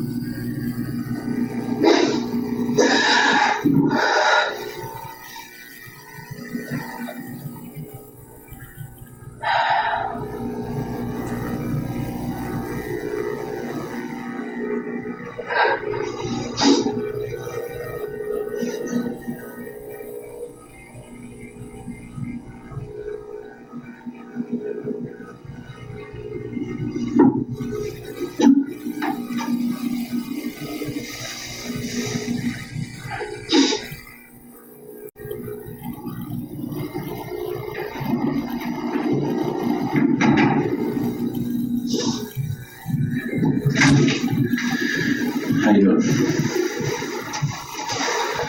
Okay. We're back on record. We stepped out for a few minutes. While we were gone, you were in there alone. Okay, we didn't ask any questions or anything like that. Okay, we got a couple other things we need to work on. Alright. As I said, we've talked to Brian and Jason. Yes. Their story is this, basically, that they were together Saturday night, Sunday morning, and that Jason drove out to Brian's house somewhere between 2 and 4 p.m. Saturday afternoon. They spent the remainder of Saturday at Brian's house. They came back into town to do a little shopping, but they did not go back to Jason's house. They went back to Brian's place in Hollis and stayed there the rest of Saturday night watching TV, basically. They crashed there, and then Jason gets up in the morning and comes home 10-ish, something like that. Now, that doesn't seem to match what you're telling us about the phone call, does it? Nope. Okay. So what's the discrepancy there? Who's being honest with us?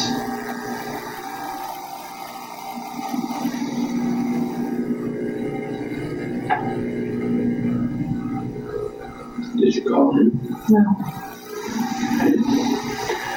So you didn't talk to him on Saturday? No. Okay, why did you tell us that before? I was scared. Okay. But why is it important to understand? No.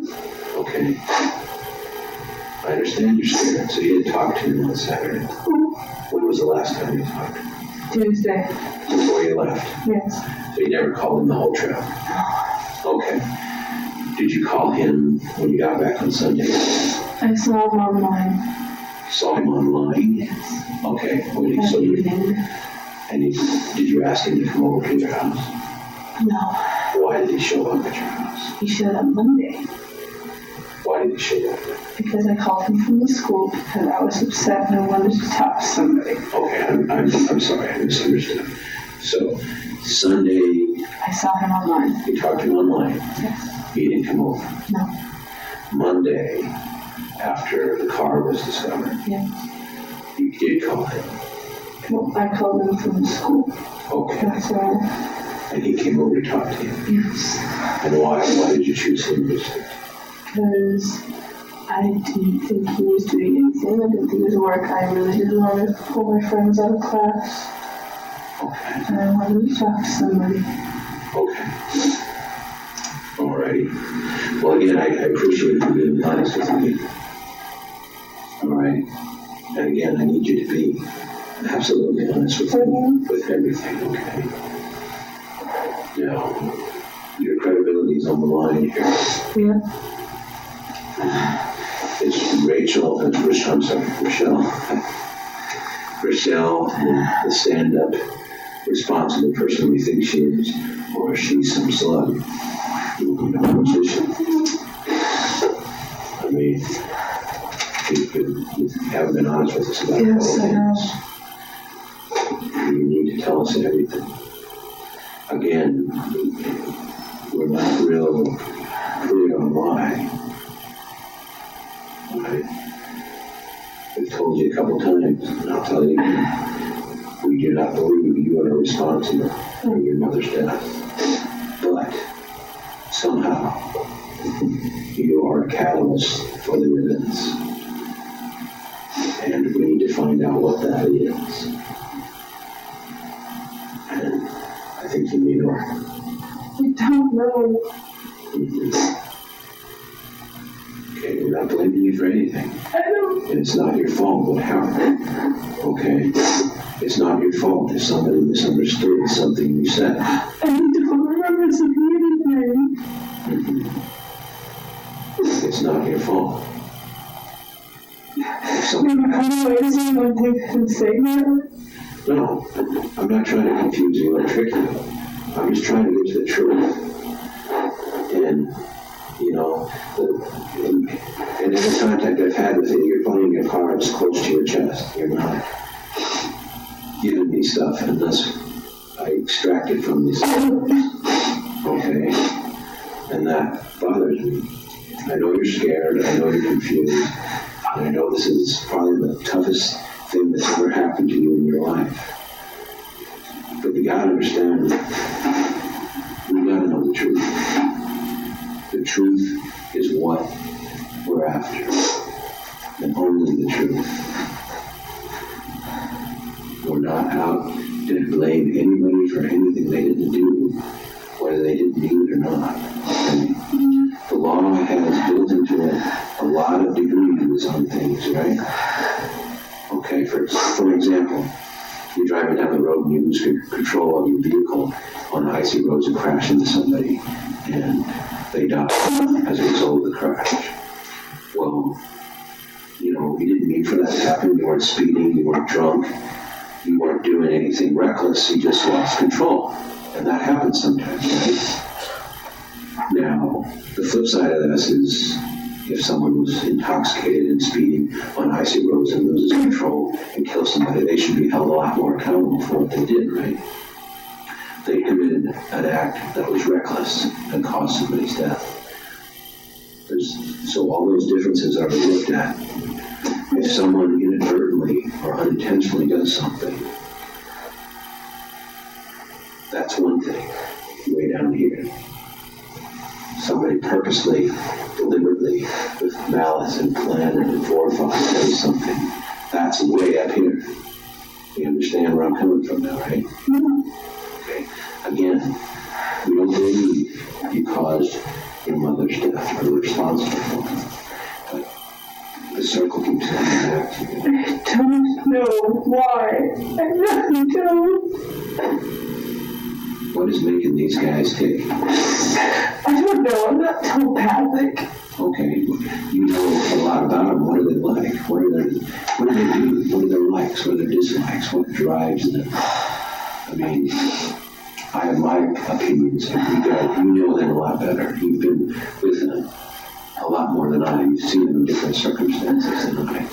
I mean, okay, for something that's, for starters, they play video games, okay?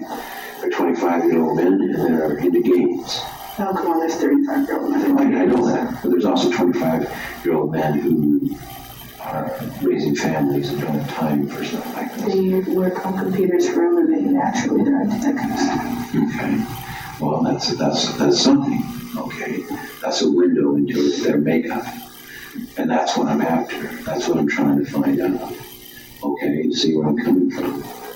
What drives these guys? What is their motivators? Other than the obvious things, they're 25-year-old men, and obviously 25-year-old men think a lot about sex, for one. They're not that typical sexual people. They're not like that. Okay. So they're not horny all the time? No.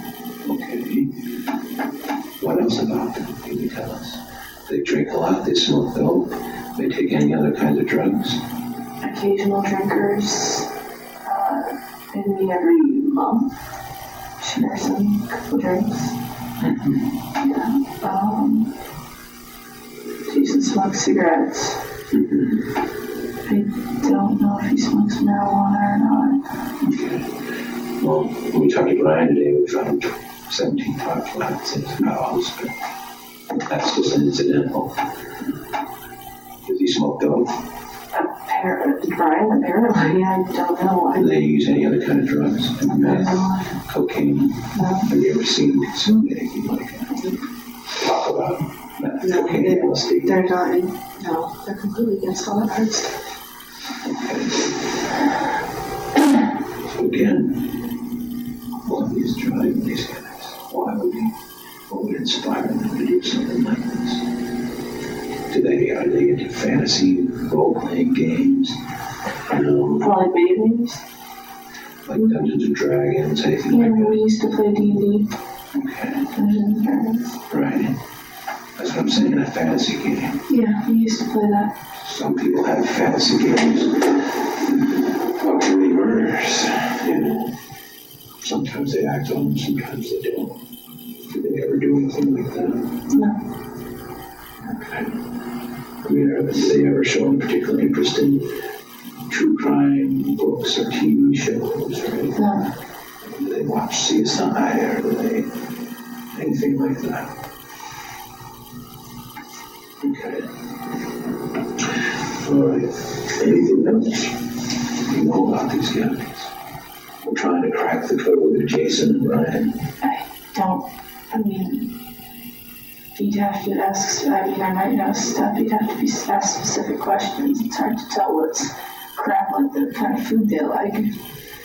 So you talk with Jason all the time. You talk to him for months and months, right? Yeah. And almost every day online and things like that. So where's Jason going? Where's he next year? Or what's his plan? Is he gonna walk off the island and go to med school and become a surgeon? Or what is he thinking about? He was looking to going into game design. Okay. Brian has been trying to make his own video game. He had investors in China, but I think they felt that he's looking for more. They're just both computer nerds. Is he pretty good at making games, Brian? Yeah, he's very good with computers. What kind of games is he? I think he had an award in, like, it was kind of a regional Boulder one or something like that. It was a historical kind of thing. It was like, I didn't really know much about it. I did some maps for him while I worked for him, but that's about it. Any crime games? What? Any crime games? No. Nothing like that. No, they played like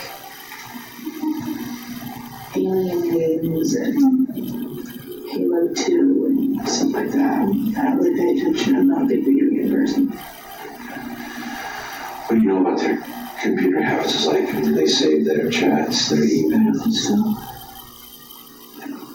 Are they into pornography, anything like that? other guys probably. Okay, have you ever seen any pornography? Any bondage stuff, anything like that? I don't know. Okay. Just, a lot of things make up a person. Their guys are probably have porn on their computers. They're only from 13 to the grave, how's that? I'm worried about Jason. Jason is acting very strangely. Jason feigned an attack on himself, cut his throat with his keys or his own fingernail to make it look like he was attacked. Told us a story which, all by itself, is a crime. He's committed a crime already. Just this BS story and getting the police to respond to this. If he's wanted to hurt himself, implicate himself or commit a crime just to do this with the amount of pressure that's on him now, I'm afraid he's going to hurt himself, do something so reckless that other people will hurt him or it's going to be really detrimental to him. And then, we find this strange because we're obviously trying to find out who did this. We think that Jason did it. We think Brian did it. We have a lot of evidence that points at them. But I'm a gentle man. I'm a compassionate man. I don't want to see people hurt unnecessarily, ever. And that includes Jason, that includes Brian, that includes you. Right? Okay? And I'm concerned that he's going to get hurt or he's going to hurt himself the longer this drags out. And I think that we have a way to stop the clock on that progression of events, because that's where it's going. Desperate people do desperate things. And the longer that stress is building and not releasing. Making me feel really bad. I'm sorry about that. Unfortunately, that's my job. We do it all the time, but we have to do it. All right? Whether it's pulling somebody over and giving them a ticket. I don't know, I just don't want you to think that I caused my father's death. Well, I'm sorry for that. But sometimes we have to accuse people, basically put their feet to the fire and see how they react to understand where they're coming from. The other thing, Rachelle, is that the facts are inescapable. I know, but I don't want being told. Why? The truth. That is the truth. That's all. It's not malicious. It's not a game. It's not anything else. It's the truth. Plain. You're telling me I killed my wife? No, that's not what we're saying. We're not saying you did that at all. We're saying these two people you know did that. These two people that you know killed your mother, and for some reason, something is motivating them to do that. Okay, that's all I'm saying. And I'm trying to find out what that thing that motivated them to do this terrible thing. The only nexus, the only connection is you. What's your plans for tomorrow? You going to Good school? Go to school. Well, Probably. I think it would be a bad idea for you to go to school. Yeah. Well, you've got something to think about.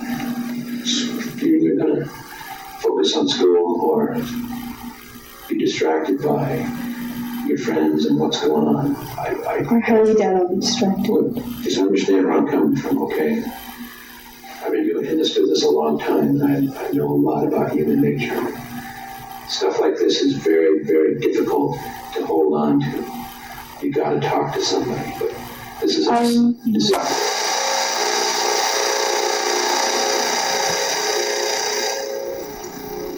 3012 road out of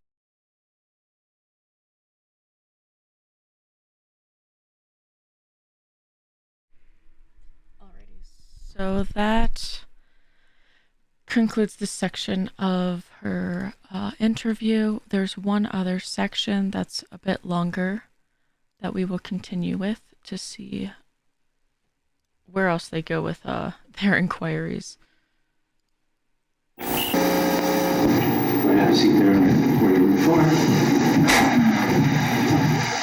Okay.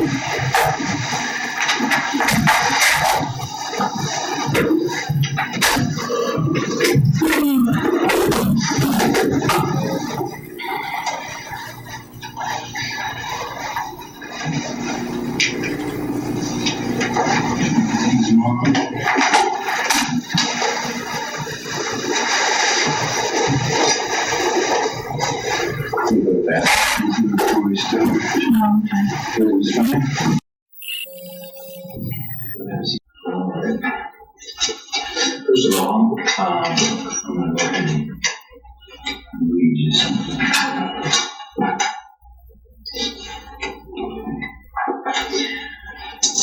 You have the right to remain silent. Anything you say can only be used against you in court of law. You have the right to talk to a lawyer and have him present before you and during any questioning. You can afford to hire a lawyer or lawyer appointed to represent you free of charge before and during any questioning if you wish. You can decide at any time to exercise these rights and not answer any questions or make any statements. Do you understand each of these rights as I have explained them to you? Yeah. Are there any rights in mind you wish to talk to us now? Yeah, I'm curious why are you reading this and never did before? Well, some things have come up, and I just want to make sure you understand what your rights are. Okay. You also understand you have a right to have a parent, your father present. Yes. Okay.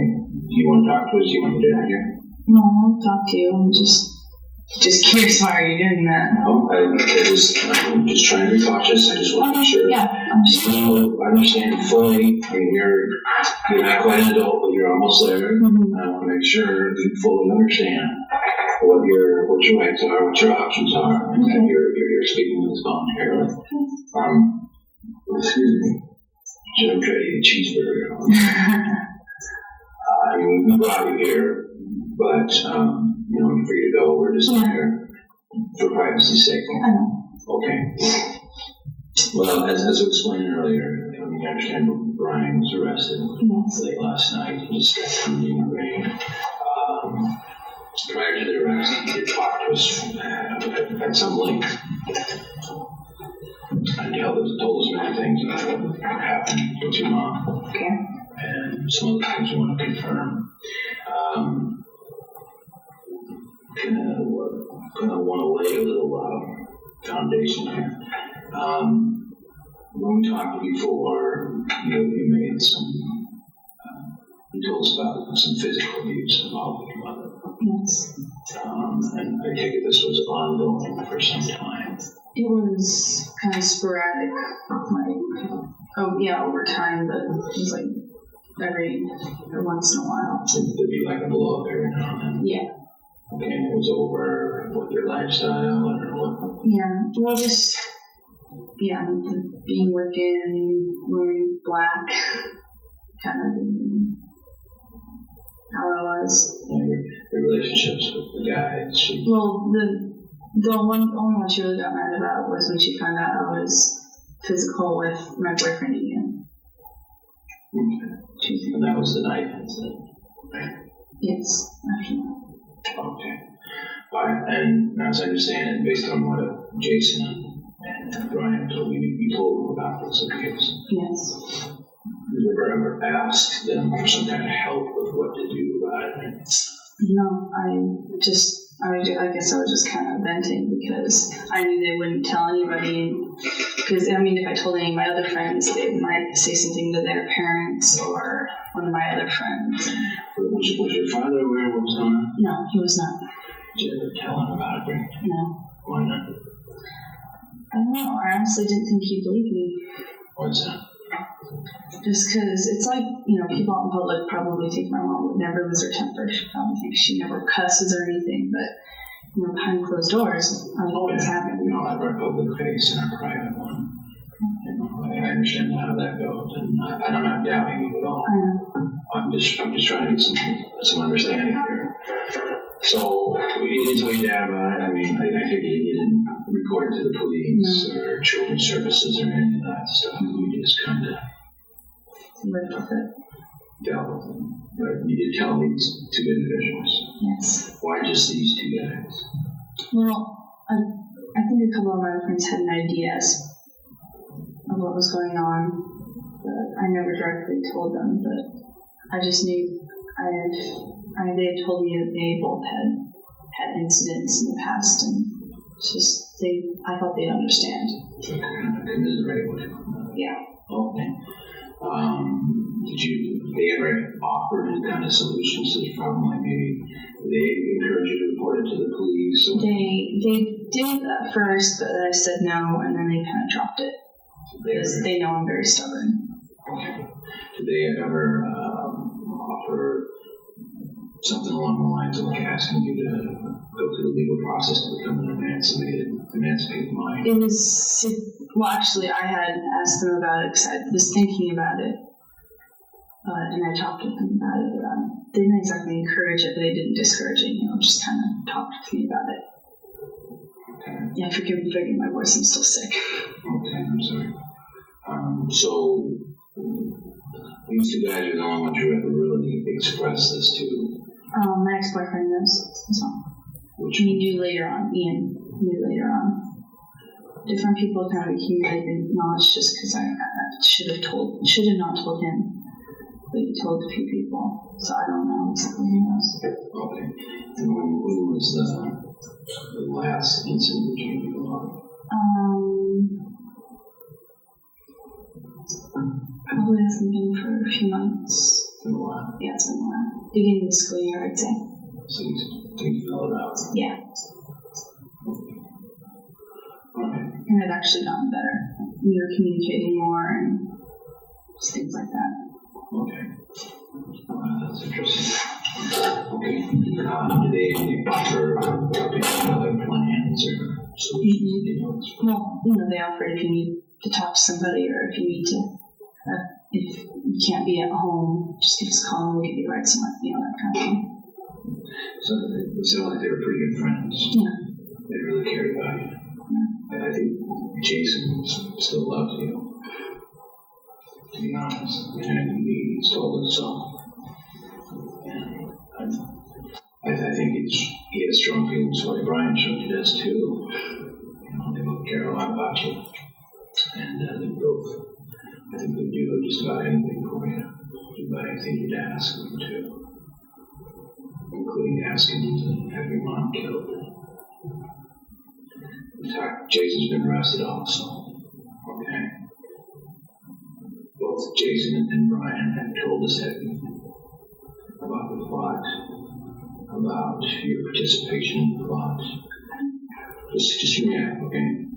They told us everything. They told them how you came to them about the abuse, how you wanted wanted their help, how you wanted them to get rid of you, how you wanted. You went to Jason first, told him you wanted to get him to get rid of your mom for you. Just hear me out. Let me tell you what they told us, okay?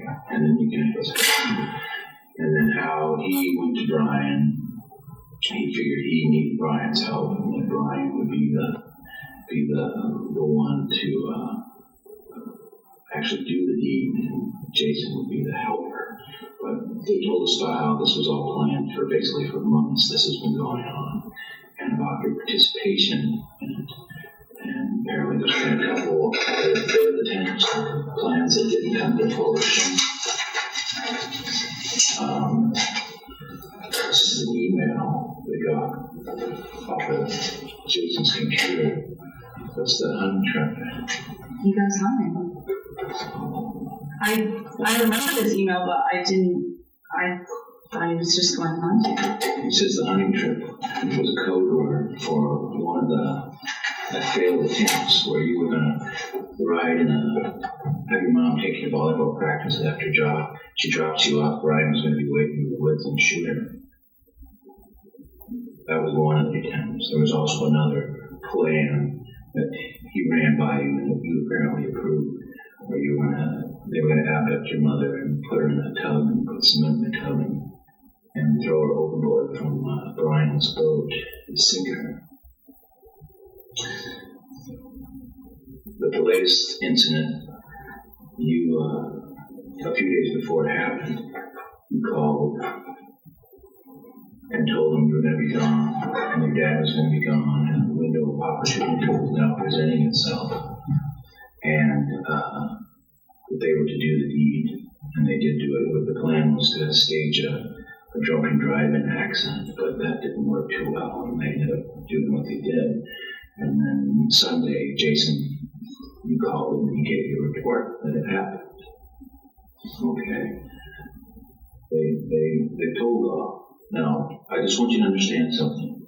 There's a big difference between being the person who actually commits the crime, the actual killing, and the people participating in the planning of it. Now, I know you participated in the plan. We have more of these. We got your computer. We got Brian's computer. We got Jason's computer. And even though you may delete things, the computer still saves it. And we're able to find things on computers that people think are deleted. But we have experts at information retrieval. And what was in your emails and chats and that stuff where you think it might not have been saved, it actually does get saved. And that information can be retrieved and we can read it. And this is just one example. And as you can see, we've got emails, chat. We know exactly what happened. We know that Jason and Brian killed your mother, that Brian was actually the one who did the killing.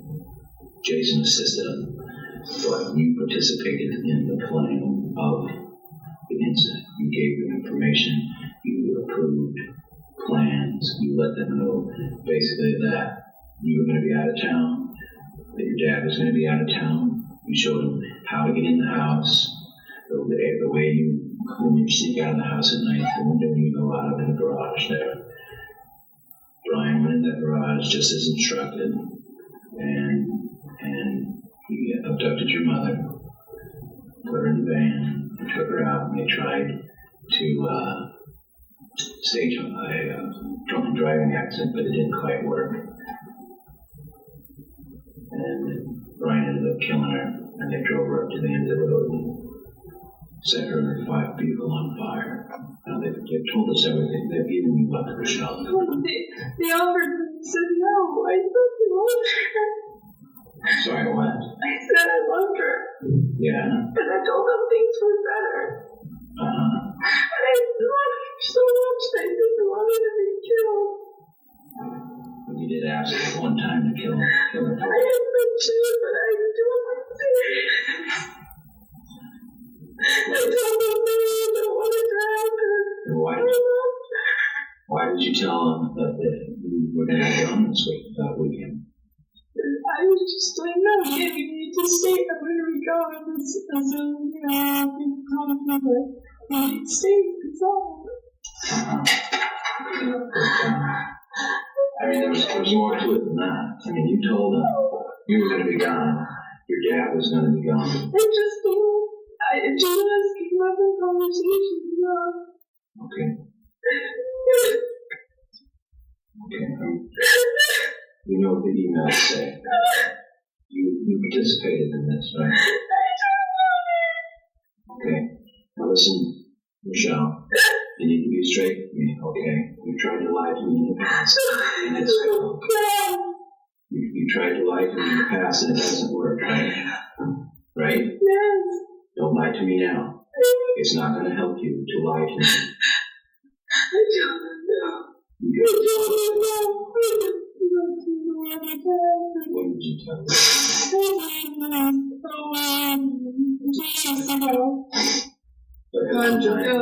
At one time you told Jason you wanted him. You told him wanted him. I did tell him. It was like, Jason was such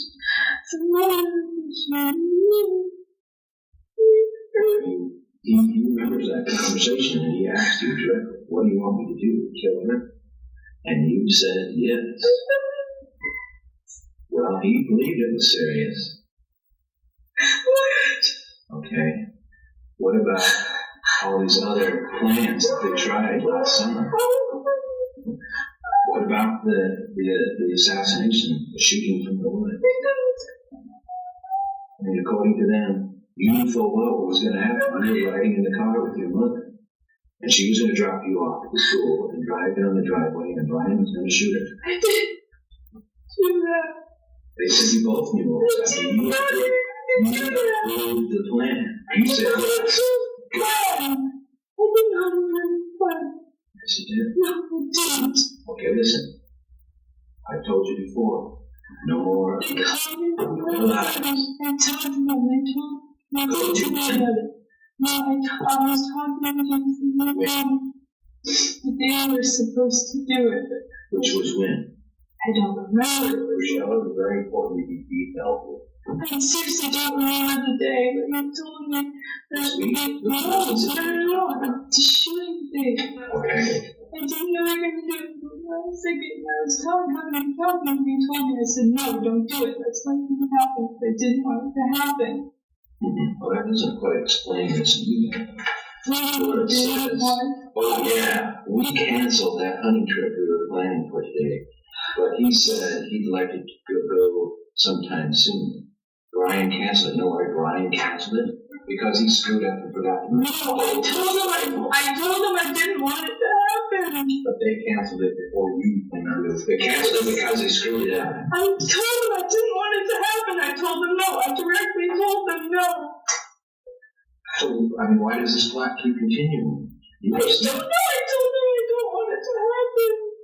You've been in constant contact with Jason for months now. We haven't talked about it. Yes, you have. Not You've been talking for months. I told him I didn't want it to happen. I told him it didn't happen. I love her. They carried it out. And they carried it out with your blessing and with your assistance. You told us this weekend was a good time. I'm going to be gone. My dad's gone. Go through the window in the garage like I always do, and you can do the deed. And I'll be with my mom, and I can live my life.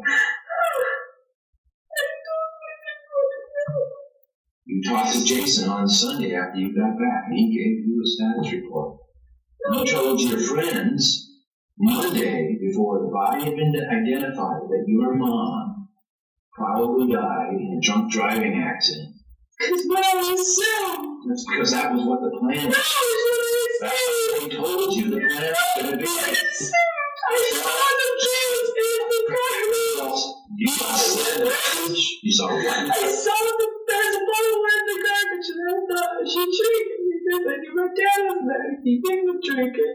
And I saw the garbage going, and I said the rest of the presidents. Rochelle, you knew what you about it before you about your mom's car. You made these statements before the police notified your dad and your mom. Because I was never to conclusions of a pessimist. No, because Jason gave you a status report Sunday after you got home. He called you and told you we had accomplished the mission you put us on. Yes, you did. Rachelle, don't sit there and expect me to believe this. Okay? I've had enough of this drama and stuff. I've had enough of your lies. Rachelle, you have to understand, we are not Brian and Jason. We're not kids that you can. We're not puppets. You can dance around and make do just because. I don't know exactly what your role is, and I'm trying to offer you a solution to your dilemma. As I explained before, there is a big difference between a person who puts their hands around the victim's throat and kills her, between the person who says, it's a good weekend, go for it. So 10 years, like 5. Well, it's your life. You tell me how you want to live the rest of it, okay? I just want to have a normal life. I want my mom back. Well, that ain't gonna happen. You set in motion the events that we were grappling with now. And you need to start thinking about yourself. Okay? These two guys have given you up. They gave you up so quick, I couldn't believe it. For two people who claim to love you, they handed you over to us on a silver platter without thinking twice. Okay? They gave you up as soon as we put the screws to them. Now, it's your turn.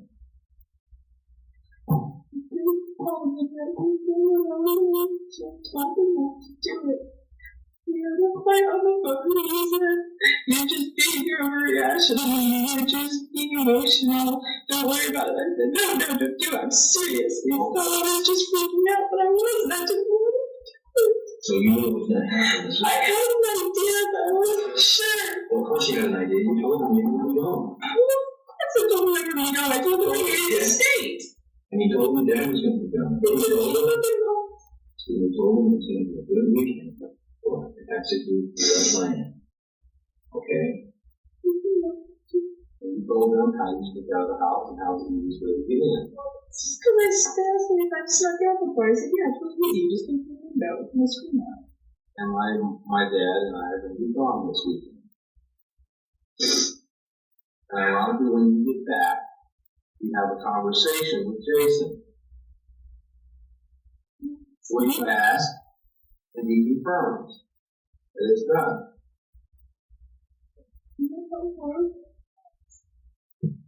We can understand that. I told them beforehand that I didn't want them to do it. They didn't listen to me.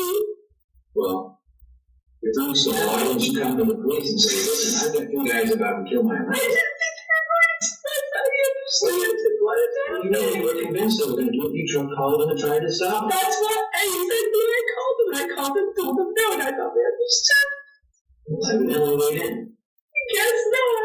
Okay, Rachelle? You called them to tell them to stop. You had to have knowledge of their actions.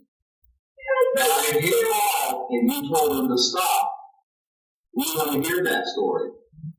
But we have to know the whole truth. This is not a juvenile party where we're investigating drinking. This is serious. You need to be straight with us. Michelle. Yes. Honest to God, you're trying to be your friend. You're the best friends you've got, because believe me, your last two friends were nothing real good for you. But we can help you. But we've got to understand what happened in all your roles. He said they might. And I said, I don't know. He said they might. He said they might. What did he say? I And let me understand who they is. Now, Jason's the one you're talking with, or are you talking with Jason? was talking to Jason. I didn't have any contact with him. Okay. I told him I don't know, because I just didn't know. And then, just when I was gone in Anchorage, I called and I said, no, don't do it. I love her. I don't want anything to happen to her. Don't do it. just told me, no, you're freaking out, you're being emotional, it will be the best for you. And I said, no, seriously, we've been getting along better lately. What happens the next time there's a blow up? You say, okay, and on now? We've been getting along, and I told them to cancel it because things are getting better. So you called them the last minute from Anchorage. And you flew with them not to do It that. wasn't the last minute, it was like Friday. And you installed them. It was sometime. What? It was either my friend's cell phone or the walkie phone. Well, that wasn't that long ago. You can remember. What was it? I don't You need to remember. Which friends? think Katrina Nelson. Katrina Nelson. Wow, yourself. What kind of date is it?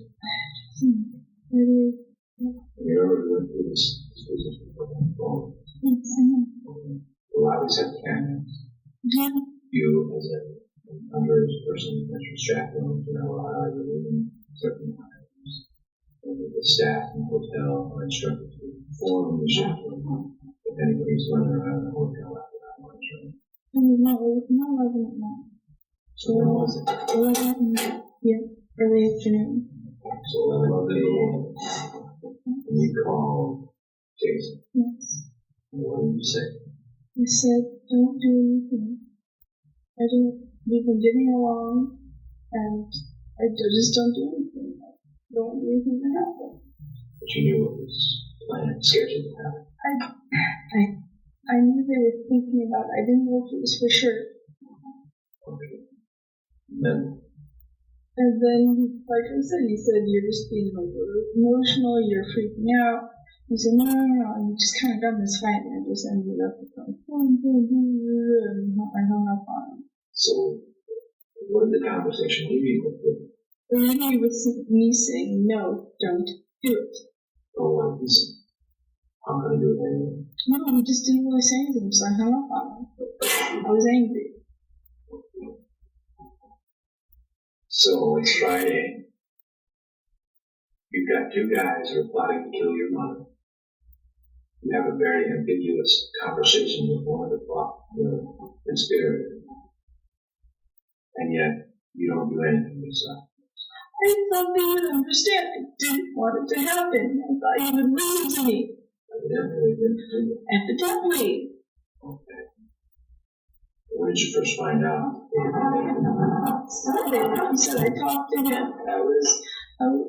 I called him up. So your life was about that. I told you I talked to him. When you got back? Huh? When you got back? Go on. I talked to him and I said, so we're okay. So yeah, we're fine. At first I thought I meant, okay, he's good and mom's out cleaning the Chamber of Commerce dinner or something. And then he said it happened, and I was like, what are you talking about? So we did it, and I said, no, I told you I didn't want it to happen. And I was so horrified. Okay. It was Tuesday. We sat in this room together for several hours. I know we asked you specifically about these issues. And you knew about your marriage. Yeah, and about these people. Jason, and you suffered and everything.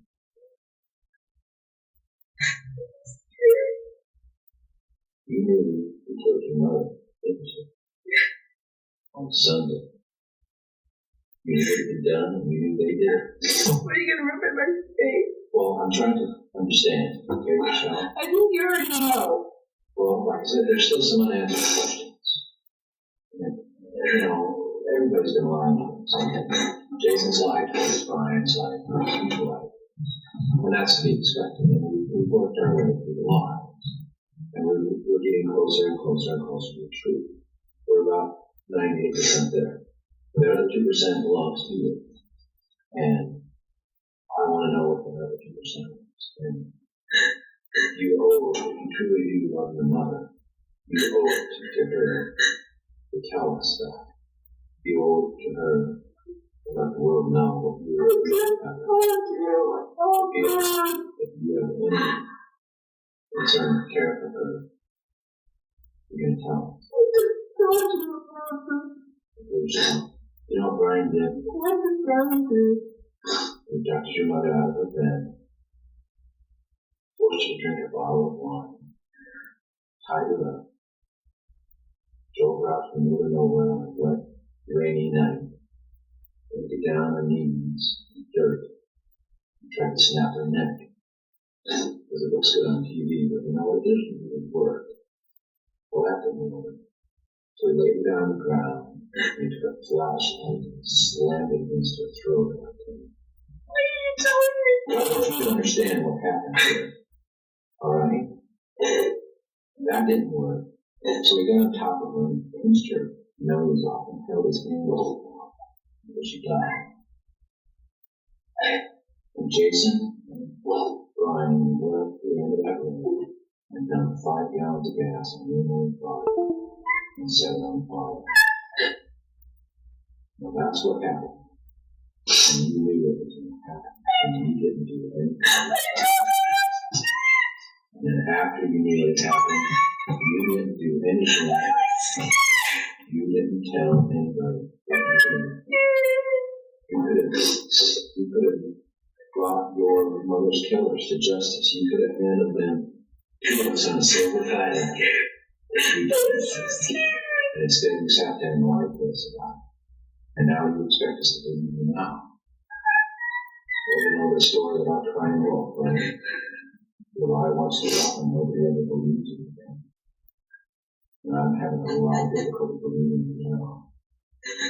Why are you asking me questions if you didn't believe me? Because I want you to come to understand what's going on. And I want you to tell me the truth about your involvement in all this. When did you first tell Jason, I want you to get rid of my mom?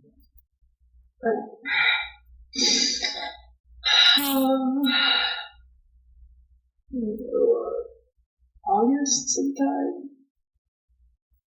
You said they were in this and I'm sexually unwell. We were kind of, I don't know what you call it, coming to the end of the relationship. I was just thinking, you know what, this isn't going to work with us. Okay. So, you know, your relationship's on the skids, you still ask this guy, but your mom. Work? Yes. Now, were you expecting Jason was going to handle this on his own, or he was going to subcontract somebody else? Didn't know. You didn't know what was going on? No, he didn't tell me. Okay. When was the first time he came to you with the plan? He didn't tell me about the boat cement thing. Okay. I did not know about that. And then I had just happened to call him before when they were supposed to do the shooting thing, because I was going to ask him to set something about community drama. And he told me about it, and I told him no. Okay. And then he said they'd been talking about something, like taking and getting them home. And it was just kind of like, I don't know, you guys, I told you not to kill her before. They just kept talking about it. And they said we might do this weekend. And I was thinking about it still, and then I called them and told them not to do it. And they said, just you know what, we're getting along. I want it to be like it is how we're getting along now. Well, Jason's telling me that this good plot has been going on for months since early this summer when you first started. This is very good, okay? When you guys first started your relationship, when you first started having sex. Okay. And you ran several scenarios by you for a while, talked to me quite a bit at length about what was going on, and then for some reason things kind of faded away. I guess this is the period when your mom and you were getting along there, and things are okay, but this thing's still hanging out there in the air. See, and by this time you knew that Brian was in on the plot. He was going to be a member of the team. I had heard it. Yeah, okay. I'm just telling you what he told me, okay, so you can understand and respond. from that, okay? I just want to give you the information I have so you can make an intelligent question, answer that, okay? I'm just trying to be fair, okay? Are we being fair? Yes. Okay. He says, by this time, you know Brian's in on the deal, and that you guys are working, and that they're working on the problem. But for, like I said, the time came when things kind of slacked off, and things were going better with you and your mom, and it was unknown if it was going to happen or not. Well, then a few weeks ago, there was another incident, according to him. Supposedly your mother pushed you down the stairs. She tried. We also told something about the books were enslaved. No, it was a long time ago. My mom was really mad at me. They were low on money. She was talking to me about selling me for prostitution as a punishment. But you told me this. Yes. You understand, these guys accepted this as gospel. They accepted this as, she's not joking around, this is for I you. wasn't joking around. They believed that you were truly in jeopardy. And the only way to save you from your mother was to kill. I mean, these guys were true believers. You had them so wrapped around your finger, they were so in love with you that they would do anything for you, and they did. I didn't know Brian was in love with me. Well, yes. And I didn't. A while ago, I cared for him, and then we ended it. Well, I didn't know he still loved me. I thought we ended that. some people react differently, you know. It's When you have sex with somebody, it's quite an experience for some, not some for others. Obviously, both of these guys are really connected to you. They really care about you. They don't care much now, but they did then. They feel kind of used right now. They feel manipulated, they feel stupid. A 16-year-old girl talking and killing your mom. All right, bear with me for 1 second. I'm going to play this other version of this exact video. Her audio is, the initial audio is clipping a lot, as I'm sure you've endured. So hopefully this one will be a little bit less screechy.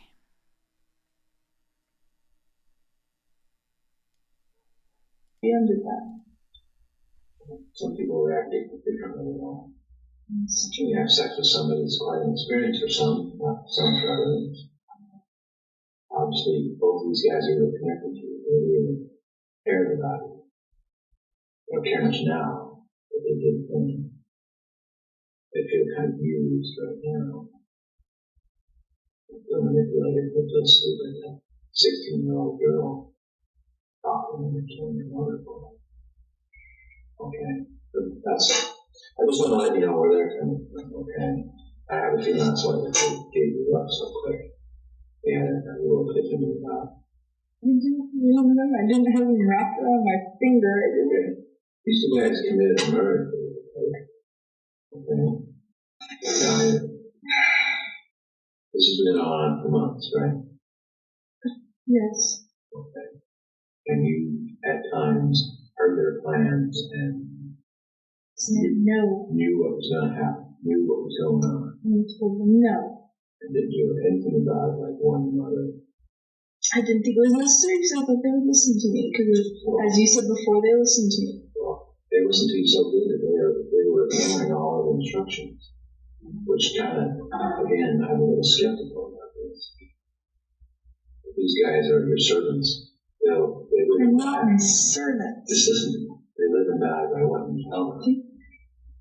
If you would have told them no, they wouldn't have done it. If you would have conclusively told them, listen, the deal's off. Everything's fine with my mother. Don't ever talk to me or plot this again. We're finished. But where did it end? In fact, Jason thought at one point it was over. Well, we never pulled this off. Things didn't seem to be going okay with her and her mom. Well, let's forget this. This is ridiculous. But then you came to her one last time and said, my mom tried to throw me down the stairs again. Operation Get Rid of Lauri is back in business. Okay? And they allowed this latest incident, the phony car crash. You knew it was going to happen. You facilitated it. I didn't even know they were going to do the car crash part, so that's... You knew they were making an attempt. I didn't know. You knew they were going to try to kill you, huh? I didn't know for sure. You knew. Didn't know for sure. You knew enough to want to call them. Yes, but I thought they'd listen to me. You knew enough to tell them the window of opportunity and your dad were going to be gone. You knew enough to call them, in this is your own words, from Anchorage to get them to stop and not do it, as you said. Yes.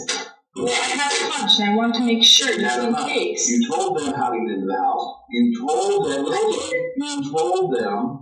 you and your dad were going to be gone. And you told them when you and your dad would be back. Then you called to make sure it was done when you got back. Now you're sitting here telling us that you called them to stop it. Yes, I did. It was going to happen, but you changed your mind and you wanted them to stop. I didn't know for sure what was going to happen. They said they might do something, and I kind of thought about it, and I called them up and said no.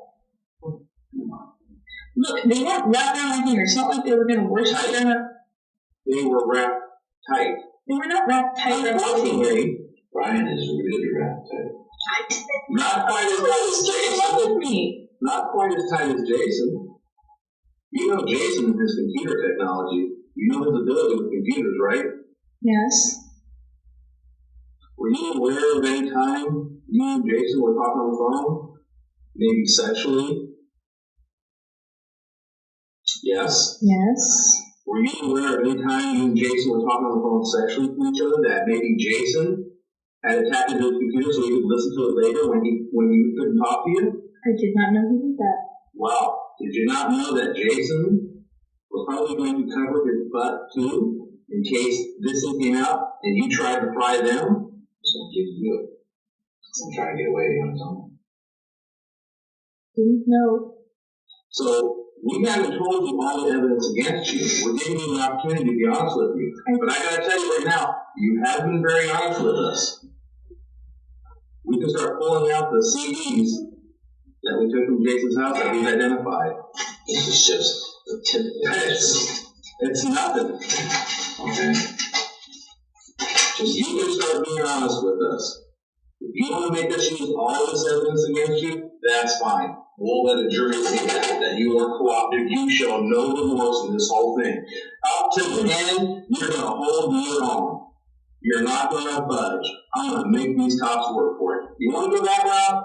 That's fine. The DA will hear it, the judge will hear it, everybody can hear that. Well, you can carry those millstones around your neck into this. And you understand something else, okay? You're 16, but this is a series of things, and you will automatically move into adult court. Okay? Juvenile bets are off now. You're in the big leagues now.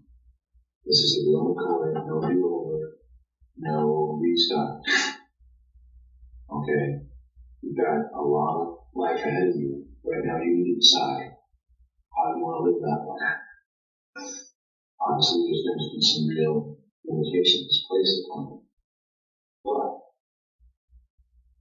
you need to start looking down the road where you're going to be in 10, 20, 30 years. And how the world's going to look at you. No. I can understand some things, but there's some things I can't understand. And like I said before, a person lies to me once or twice. It's very difficult for me to believe that the person is known as a liar. It's very hard for others to believe. A bunch of strangers are going to look at you and judge you based on your behavior, based on how you deal with this and how you answer these following questions. Okay? What face are you going to show them? That you're Rachelle, the grown-up woman who is looking out for herself and realizes that the jig is up and it's time to come clean. Rachelle, who wants to play the little girl, thinks that she can lie her way out of it. Those are the energies you project. And guess what they're going to say? I mean, I know what I would think. We need to know the truth about all the involvement in this. Only that there's one favorite topic. We're trying to be fair. If we were jerks and didn't care, we would just hold it out for a long time. We're giving you an opportunity to tell your side of the story, but we need it live here, embellishment free, omission free. Okay? You know the part of the story, you know the part you think you want to hear. You need the whole shebang. Okay? Starting from day one, when you told Jason that you wanted him to get everything on the point. I didn't remember it being that early as early summer. I did think it was August. People have trouble remembering. Maybe I'm wrong, maybe he's wrong. Okay, but it was a few months ago. It was. It was before the school started. Yes. Okay.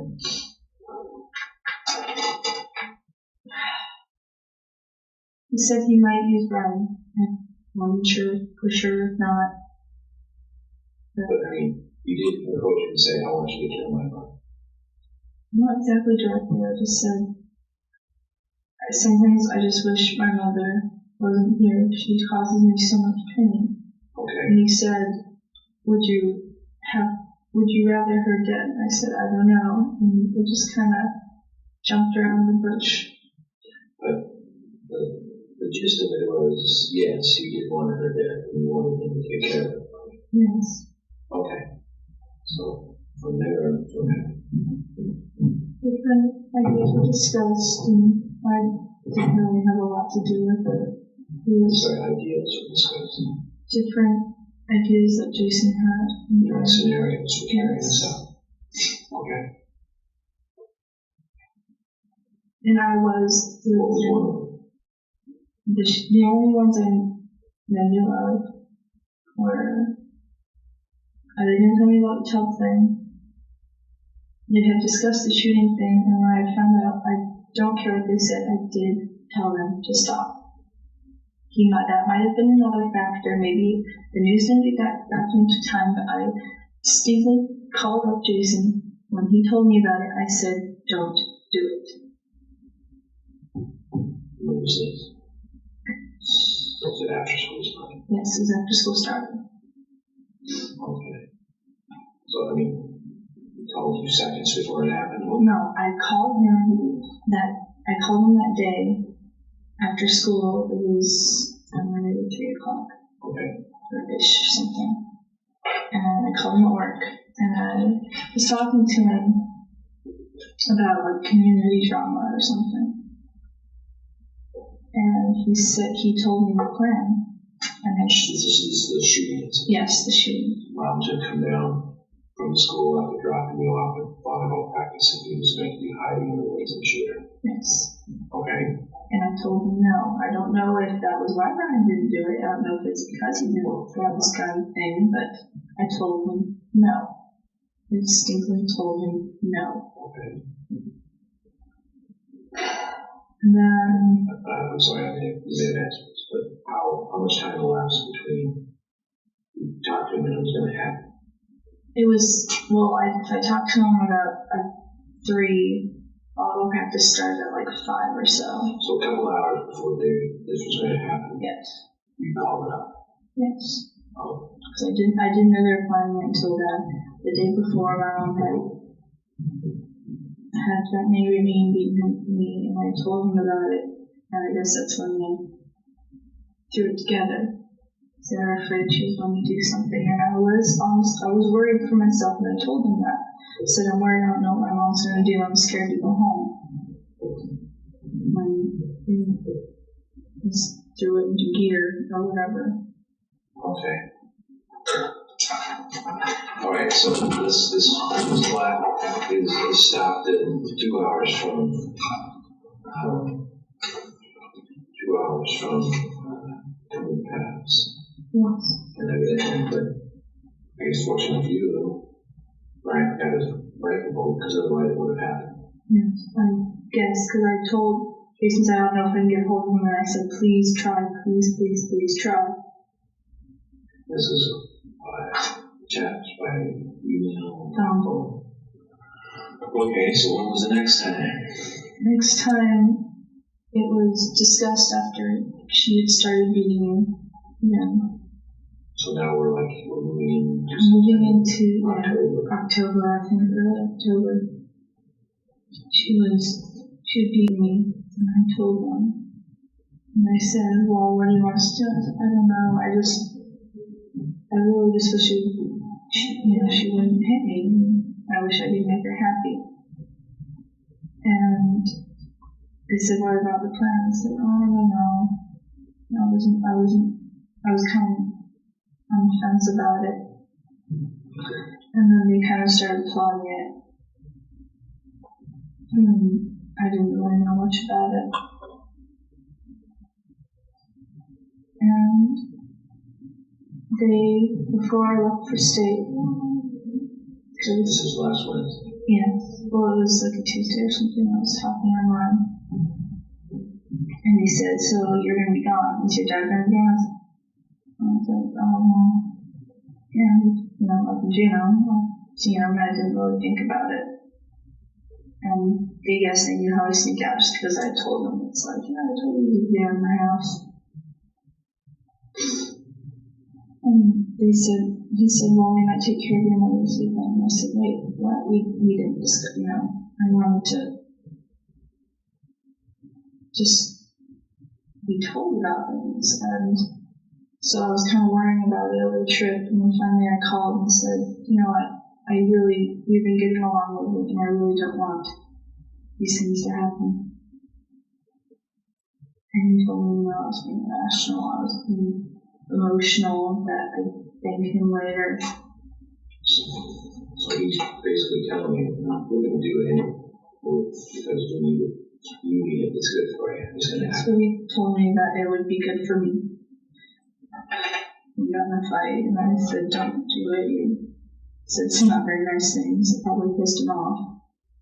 That might have encouraged him not to listen. I don't understand. They're sitting on the weight. You give them eyesight to go. Why don't they go through with it? I don't think they needed the eyesight. Once they have their mindset to something, they do it. And they're as stubborn as I am. Okay.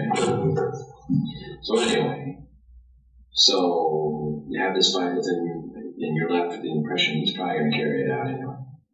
No, I thought you were listening. So, because the very last thing I said was, no, don't do it. And he kind of said, fine. I thought it meant he agreed, but then it was kind of like a screw you kind of thing. Well, don't you think it was pretty important to make sure that this was fully understood? And like I said, this is kind of a very ambiguous ending to a very important conversation. I had tried to get a hold of him that Saturday afternoon, and I couldn't get a hold of him.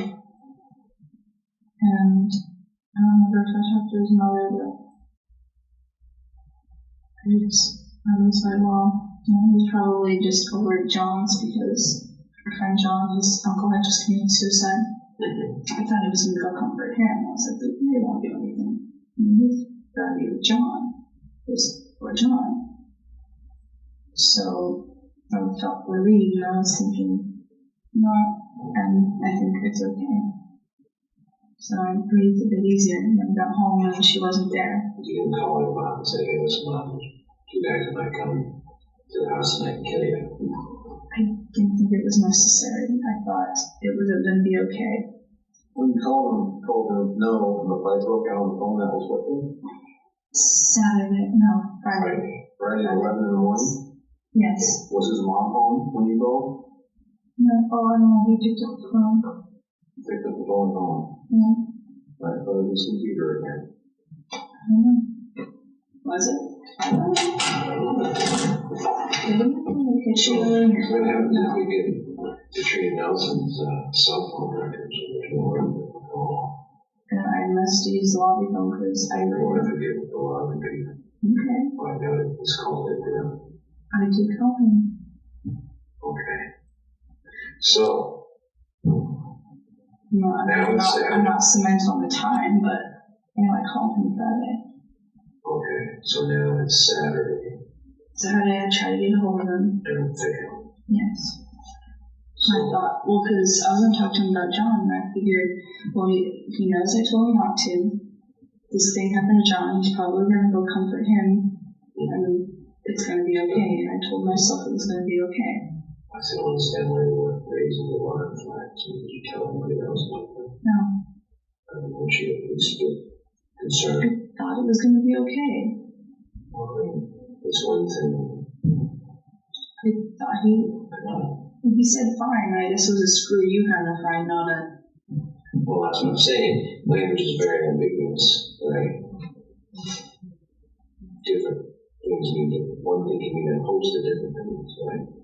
And it's pretty important to clarify things.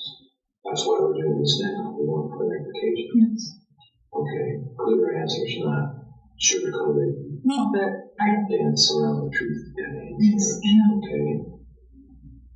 So in any event, so you're thinking Saturday. I thought it was okay. You thought it was okay. I called her. You called mom and talked to her, and everything's fine. Yes. She was like, we went to Chamber Farmers dinner, and You didn't tell mom nothing. didn't think it. I thought it was over. I thought it was over. Heaven forbid you interfere with the law. Well, anyway, Done playing by that time. Thank you very much. so it's Sunday. You get home and mom's not there. You guys have been trying to call mom since you got to Hollis and no answer. And I was worried. And Okay. so And then Sunday afternoon, you get the news. Where were you at? I was at my house. We called him. I called him. And what did he say? And said, well, like, so we first started talking. I was like, so are we okay? And I didn't know what that meant because of the fight. Like, I was still friends, but he was like, yeah, it's done. And I said, what are you talking about? It's done. He said, we did it. She's gone. And I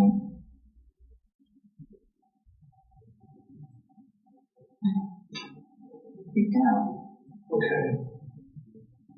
So, you chose not to tell your father, you chose not to tell the police. Oh, come on. I mean, you're growing up almost. Come on, I was You saw something. scared. I didn't know what to do. You scared him. I was scared of going to jail because I felt it would come over on me, but Because you knew you were involved. Right? You were scared. I was scared. Well, I don't know how involved I would be considered because I did tell them no, but Okay.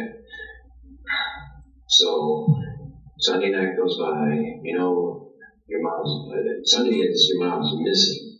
yes. And I didn't know they were going to do the car thing. I assumed that's what happened because I saw the car was gone and I saw the alcohol. And so, I just put it together. okay. For alcohol bottles. Okay, so then Monday, you tell your dad, you know, the car's been identified, it's mom's car, and it's probably your mom. Tuesday we confirm it's your mother, so there's no doubt about it now. Then you have Tuesday, we talk to you, Tuesday, Wednesday, maybe they're running together here. But anyway, shortly thereafter, we talk to you, and you lied. Right? Yes. A policeman come to your house and ask you questions and tell you that your mom's been murdered, and you sat there knowing who did it, and you didn't tell us, did you? I was scared. Okay, I'm scared. I'm scared. I get scared all the time. What I'm doing right now is scary. Okay, but I have to do it. You're big enough to know the difference between right and wrong, aren't you? Yes. You normally do that, don't you? Yes, that's what I told him. No. Okay. No. I mean, you know it's wrong to conspire to kill somebody, right? Yes. You know, solicit somebody to kill them. Yes. Even though you did do those things. Okay. Well, so anyway, you lie to the police. This goes on. You walk away thinking, what? Well, I'm moving away thinking, you're not going to find out. I didn't know. Well, what do you think was going to happen? He's just going to go away. I didn't know. You're just going to go on with your life. You're going to do whatever you want now because your mom's not trying to tell you what to do. No, I didn't. Like I said, my dad, it's not like I'm gonna go out and, I don't know. So much that you told your friends, which you know I interviewed most of them. Did you get them at the office to check on me every time I go to school? Well, I was wondering Even so much that you told your friends that you weren't going to take over laundry, and you were going to be going. You were already making plans that you weren't going to do I was making jokes like, oh, I'm not going to do my dad's You were laundry. making jokes right after your mother was murdered. That's how I tried to You were feel. so scared that you were going to get found out, but you didn't want to tell us, but you were making jokes. Forgive me for trying to have a smile and then You told your friend in the lunchroom, even though with you, it was very later. After she told John, talked about it about you even though it said, don't say anything about Jason. just because I thought the fact that we had a relationship, like, I don't know, it's not Why very did you go over and say, don't say anything about Jason? because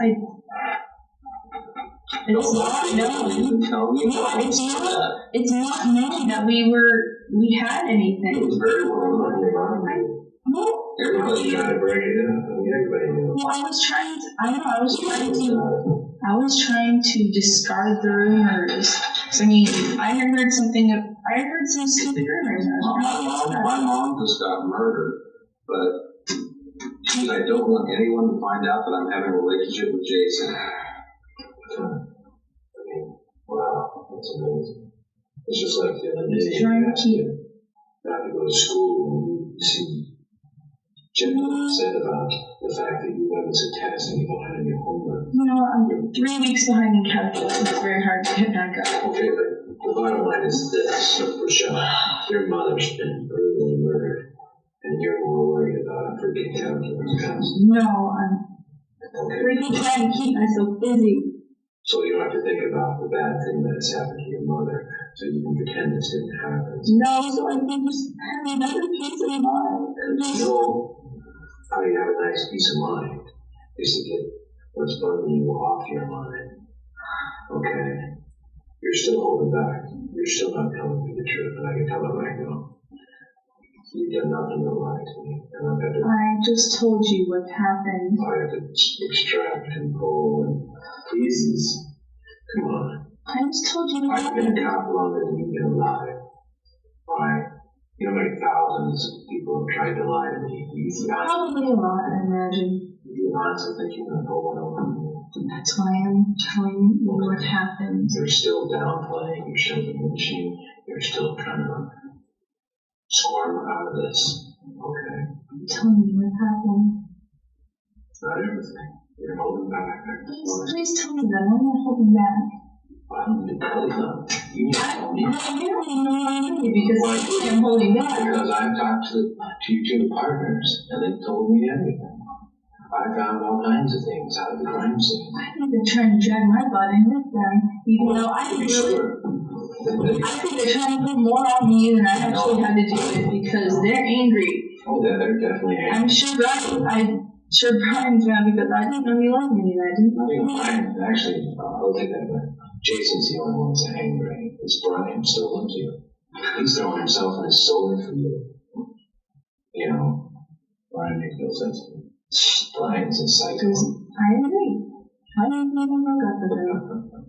Brian is a crazy guy. You know, I broke up with him because I told him he was freaking me out about marriage and stuff. And I said, you know what? You're not. You're a cool guy, but. Well, he's a man of commitment. Yes, I realized. He makes a promise and he sticks to it, doesn't he? Yes. He promised you he was going to take care of you. He did. Didn't listen. Or Jason didn't listen. You were very job of stopping. Did you? Or maybe I should not ever be on the debate team. Well, you don't need to be smart about it. When you tell me to question everything I say, then. Absolutely do, because you don't have it from the beginning but lie. How do you expect us to move around it? Okay. So, can I tell? Am I going to jail? Eventually.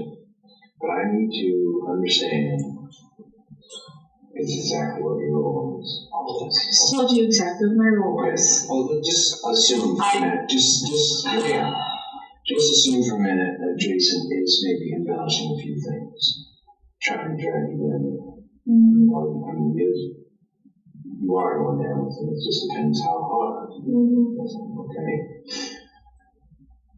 Just suppose he is. Okay. If you can quit,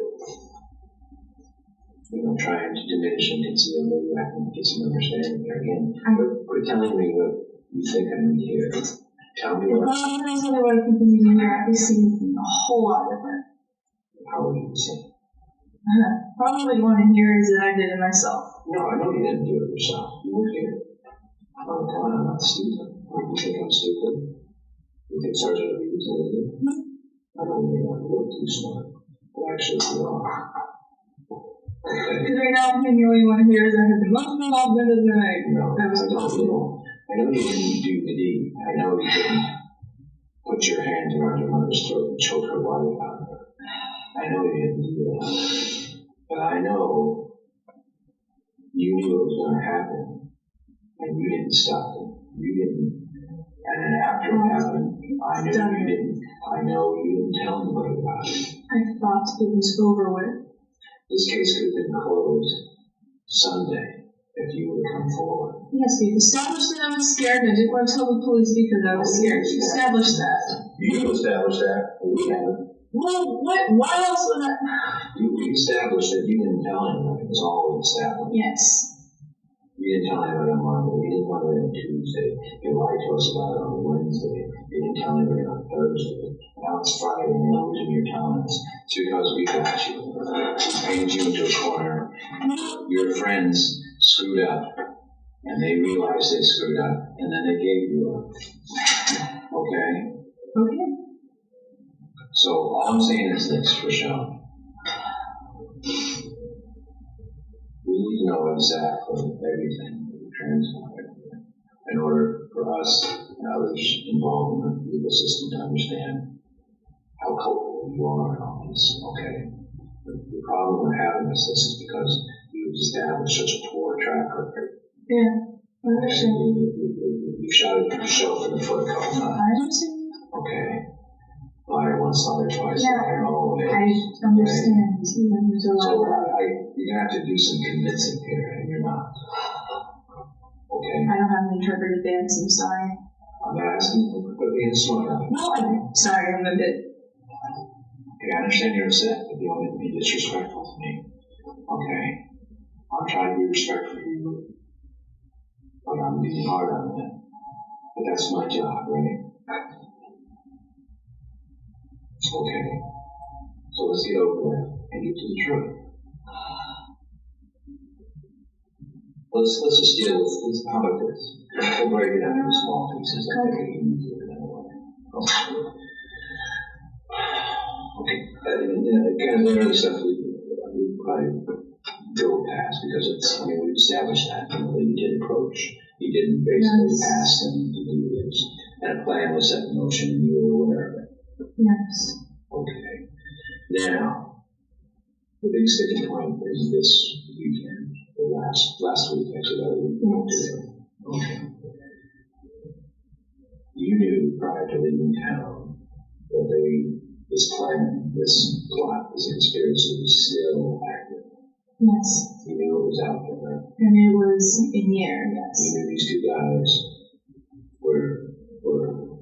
had something up their sleeve. They were thinking about doing something. Yes. Okay. You knew this. Yes. And you didn't stop it. I called them. No, I Or mean, here. to stop it. I mean, you can go to the police and say, listen, this thing I started, this enormous mess has been created, but I want you to help me stop it before something bad happens to my mother. Because at that time I wasn't sure. I was on the fence about it. It was for the same reasons I went to him in the first place. I was scared for my well-being.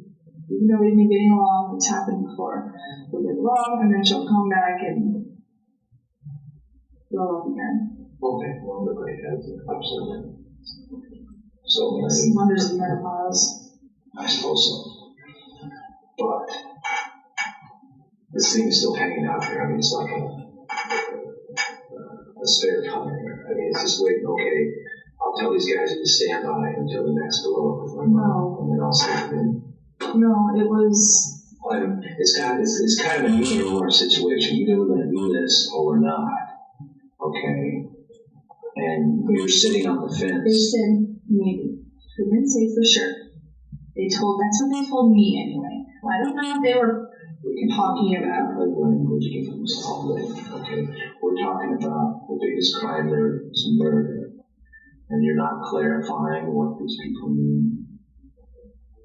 I didn't know asking them. These guys are going to kill your mom, or planning to kill your They mom. were plotting, yes. Okay, now I grant you plotting is one thing, doing is another. Yes. Did you believe they're capable of doing? Well, everyone's capable. But I mean, do you really believe that Brian and Jason had the stones to kill your mom? Honestly, no. I didn't think they had the balls to do it. Well, I understand Jason, but Brian, you want No, I was a psycho, but I didn't think it was that much.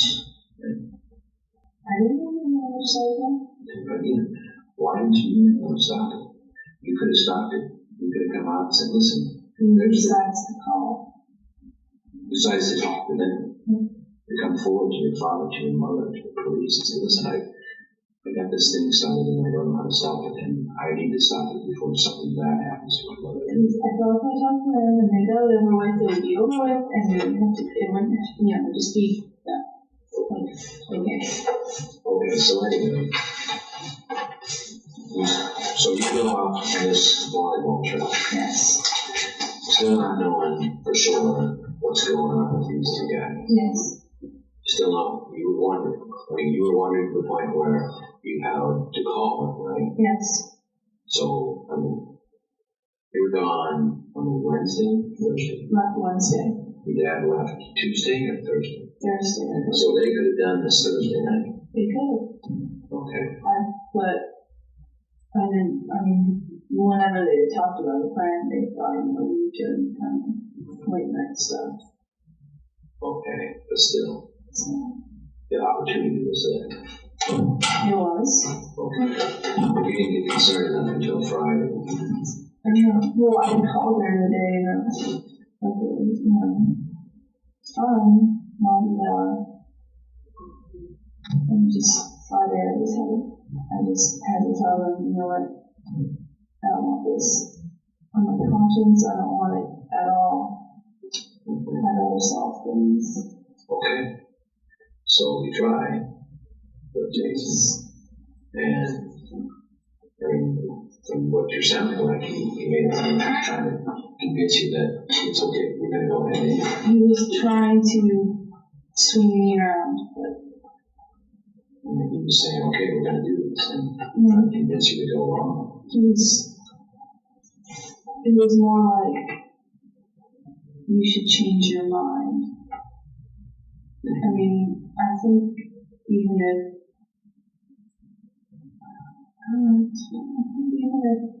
I called them months ago, because they've not really done anything for them. I think they still really plotted and schemed because they didn't like the fact that I was being abused. Okay. So obviously, so you're aware of the fact that they're going to continue. I am now. I didn't know that. In the light to stop. That's why I called them and I thought, Your mom would be alive today yes, if you were Cam. please don't. Mark, the sergeant, and you say, listen, we got these two lunatics. You want to kill my mom? I've got something to do with it. Can you please make it stop before making it bad? I mean, if you stop the bad thing before it happens, it's going to be forgiven and written off. But unfortunately, the bad thing has happened, and there's no going back. You let a number of opportunities go by. It's not because you're a silly little kid. It's because you did that. Okay? I just want my dad to know I thought about any of those things. Okay, you know, we all get mad at them. We're not, I've been angry with loved ones. Okay? I didn't want to know I thought like that. I didn't want to know. Then why didn't you tell them about their views? Why didn't you justify why you felt that way? I don't think you think she did. I mean, you know she's a temper, but I don't think she told me. I didn't even tell my girlfriend. I told her pretty much everything. You didn't tell them that you're fine for your mother. No, I didn't tell anyone. You didn't tell her that she was abusing you. No, it's just. Again, I don't understand. I was embarrassed about it, and I only told them because I thought they'd help, and because I thought they'd understand because they had gone through it kind of thing before. Okay, understand is one thing. You know, particularly Brian, he's an action kind of guy. Okay, he's not someone to sit and hold your hand and cry with you. He's someone that you're going to do something, my God, right? Actually, that's what he is. He helped me by sitting there with me and talking to me. After doing some research, that's what they both did. They would talk to me. And they, a couple times, you know, meeting, they said, "Do you want to go to the police?" And I said, "No." Come on. Well, You go to the police, you got the bruises on your body, honey. but they could be from volleyball, which was like they'd be like, "Oh, it's from volleyball." No, no difference. I didn't know the difference. Yeah, I didn't know that they could tell the difference. It's like, oh, it's from volleyball.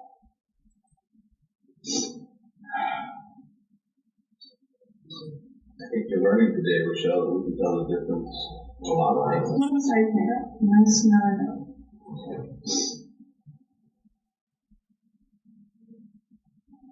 In any event, I guess the bottom line is this: you set in motion this thing, and you do nothing to stop it. They do something to stop me. No, it doesn't happen. I tried, but then I succeeded. Oh, it's pretty late to try. Well, I'm sorry, I'm not a go-getter. Go better and let get this thing going. Okay. Well, It doesn't take much to set people who are very protective emotions. I mean, the two guys you never thought had the stones to do this? Go far, man. You just said they didn't have the stones to do this. I didn't have the balls to do it, but I thought, I mean, how can you stop people who are protective? I thought the worst they could ever do is talk to the police. Didn't they have the balls to do it? They're telling her we're going to kill her. They do a lot of talk. Especially Brian. They made 2 attempts on her life, and you had to stop one. I didn't know about the other one. You just told me. No, the shooting is the first attempt. Yes, but no, it just didn't happen. I was like, well, I don't even know if they do it anyway. After I stopped it, I was like, it probably wouldn't be necessary. They probably wouldn't have done that. I didn't think they had. I didn't even do it. We thought this was just some game or something. No, I didn't think it was a game. Well, I'm not that twisted. well, they were dead serious, eh? Apparently. Well, I don't know. Maybe we go round and round about this movie. We've been talking about it for quite a while. How about this? Oh, we take a wee break. And you go to the bathroom and drink water. You take a little break and you think about a few things. See if there's anything else coming to mind. If there's anything else you think we don't know. We'll come back in 5 or 10 minutes and then we'll talk some more and we'll take it home. Okay? Have you told my dad yet? No.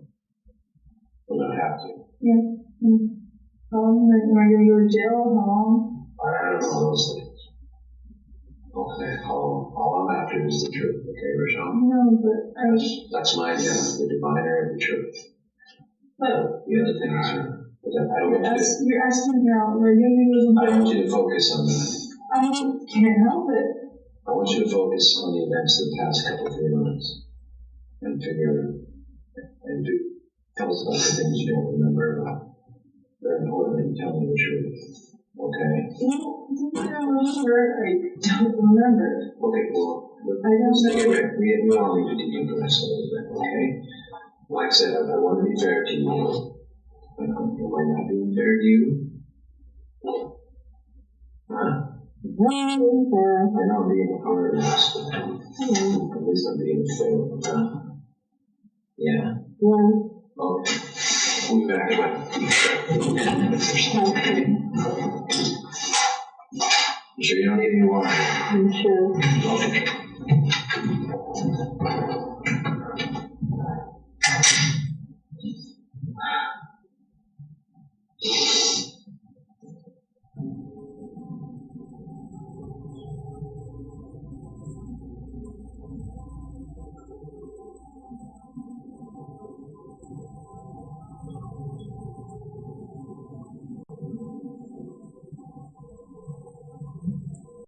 This department, the troopers here, everybody's been working on this. We have done numerous interviews. We've interviewed your friends. The things your friends have told us is amazing. We've got enough. We've got these two. These two have basically confessed. They've confessed and told us all the details. They told us everything about what happened. They told us all about your involvement. We've got evidence of your involvement. Right now, you're a kid.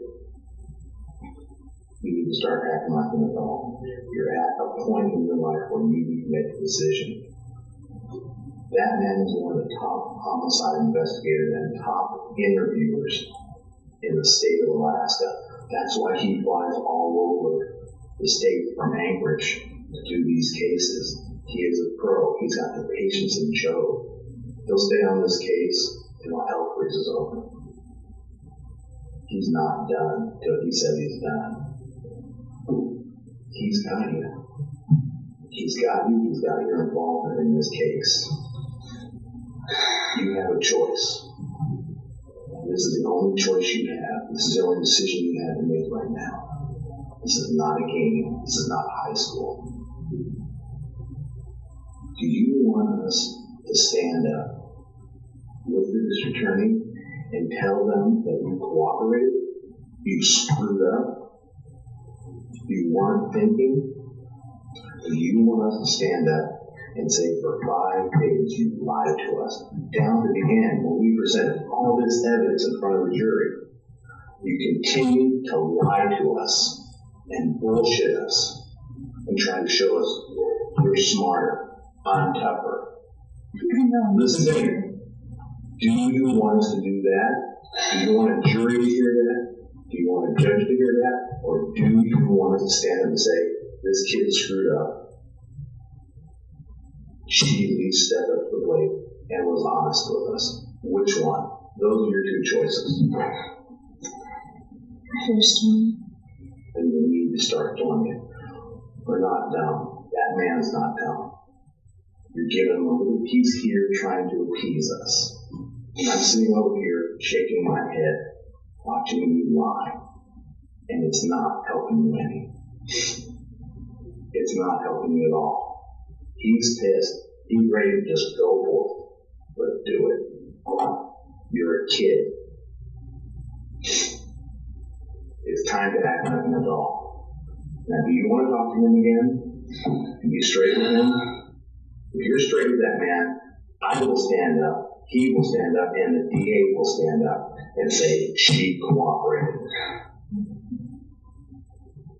It's your choice. That's where we're at. Yes? You show the man who was tragically.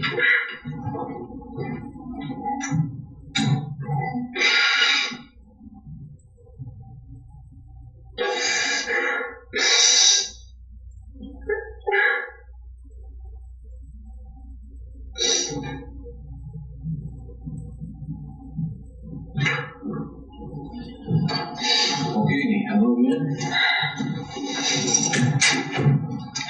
Okay. I just want to apologize for being a smartass. Okay. I don't tend to speak before I think. Okay. I know you deserve a lot more respect than I'm showing you. So, Okay. Appreciate that. Thank you. Okay, so you know, what was the recording? Why don't you start at the beginning? the beginning was right. I communicated forth to them my situation, and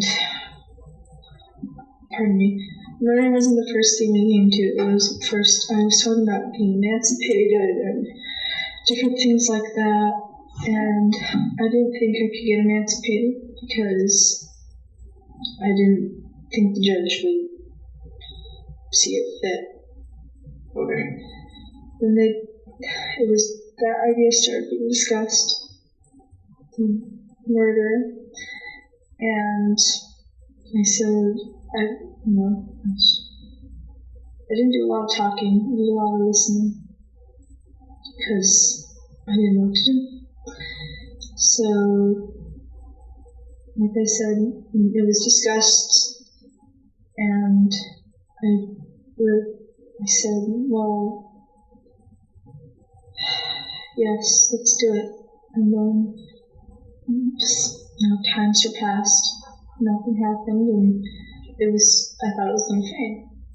Yeah, yes, let's do it. For which?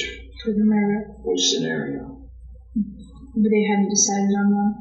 So you just basically gave them the green light for whatever they came up with No, I told them I wanted to know what was going on. before it happened? Yes. Okay. And so time surpassed, and things started getting a little better, and I thought they'd kind of forgotten about it and started to fade. Then another incident happened, and they started talking about it again. About just it in general. I mean, I didn't know of a certain plot or anything. A certain scenario? No, I had heard a couple different ideas. I had heard about the abduction one, which is the main one they talked about. That's about it. And then, after another incident happened, I had told them about it, and nothing had been decided. And Another incident came up? Yes. I'm sorry, I can interrupt. Yeah, I know. Need some clarification. Another incident with my mom had happened, Okay. and I had told Jason about it.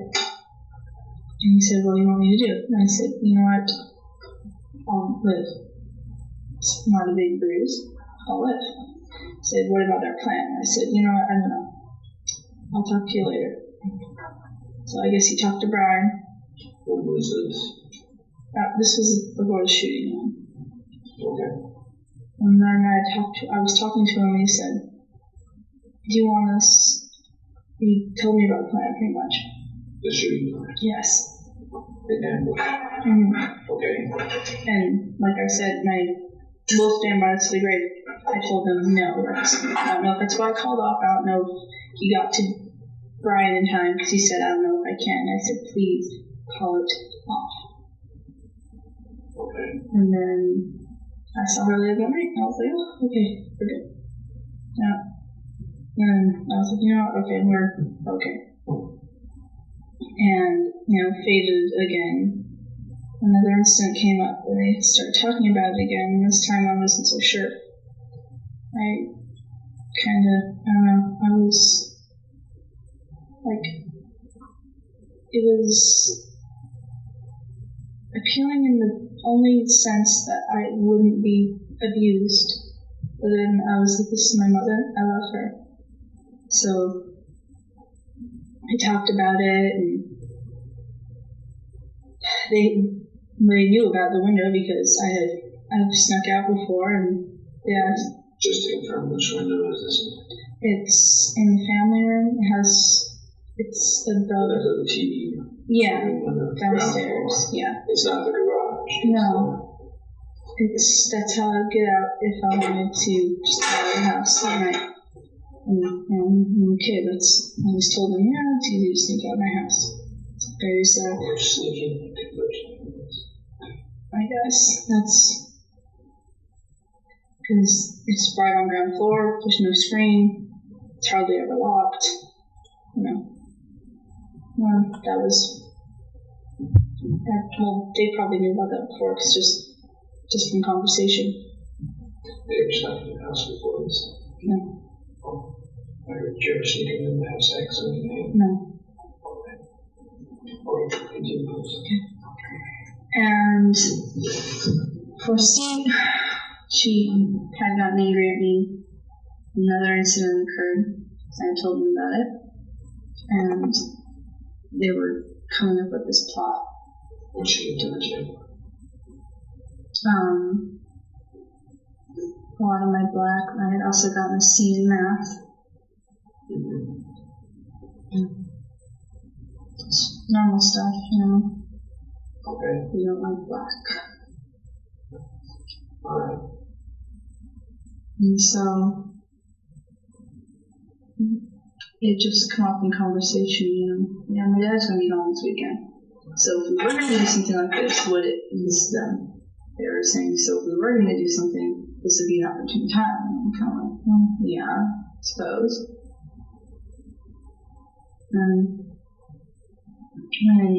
Well, that's when I didn't know if we were going to go to state or not. But of course, I only found out regionals weekend.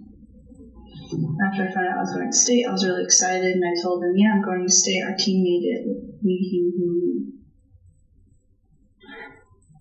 And I didn't really say anything about the plan. I guess I was euphoric about winning regionals. And before I left, they said we might do the plan this weekend. They said it'd be a good time, but Who said it would be a good time? Jason. Because my good friend Brian, I don't even know if he had internet, but I didn't talk to him. So You're saying over the internet or face to face? it might have been phone. Oh. Alright, so again, I ask you to be clear about who says what. Okay. So Jason says that this would be a good evening. And I was like, well, yeah, I suppose. And I didn't know if it was there, if it was like for sure or not. I was just kind of like, I don't know. It was just bouncing around in my head.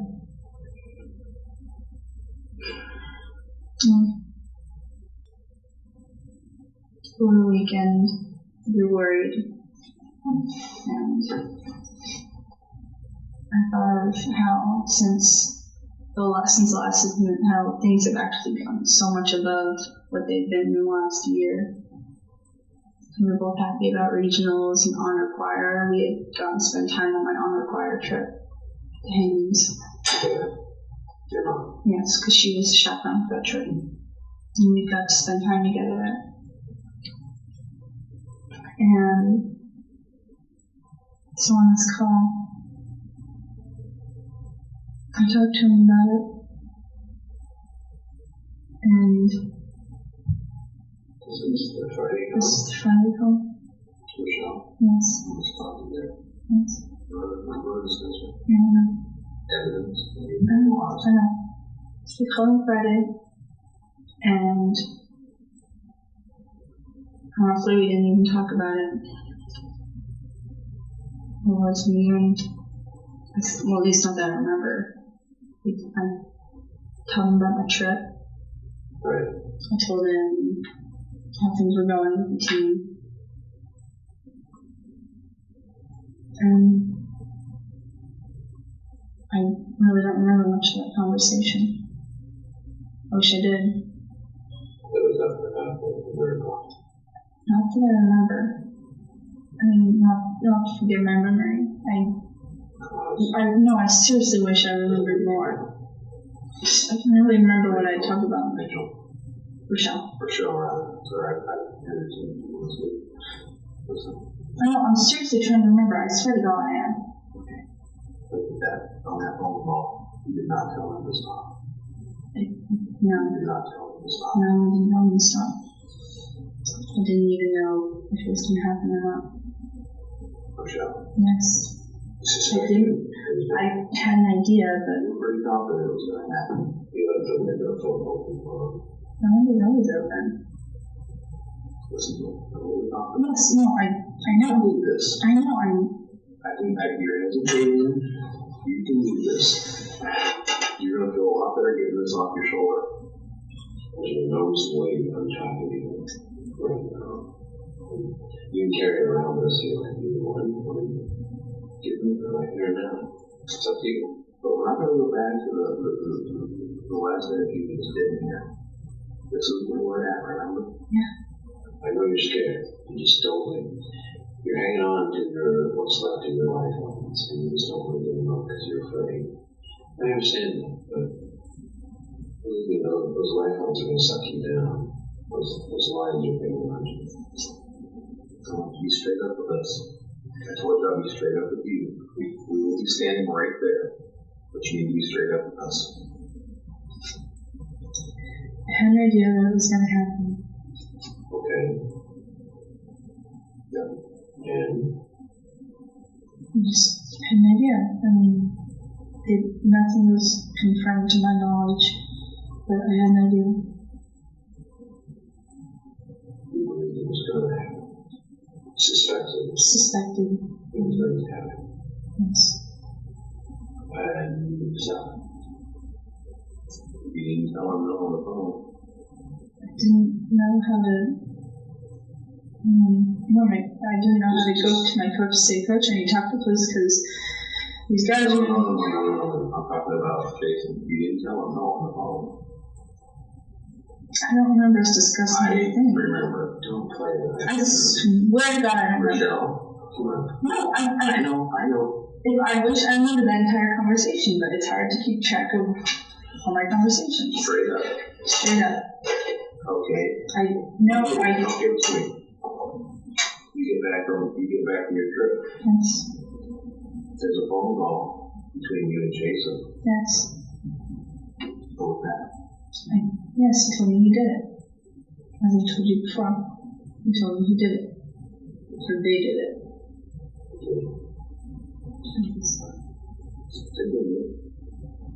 And, I mean, at first I was just kind of shocked. I mean,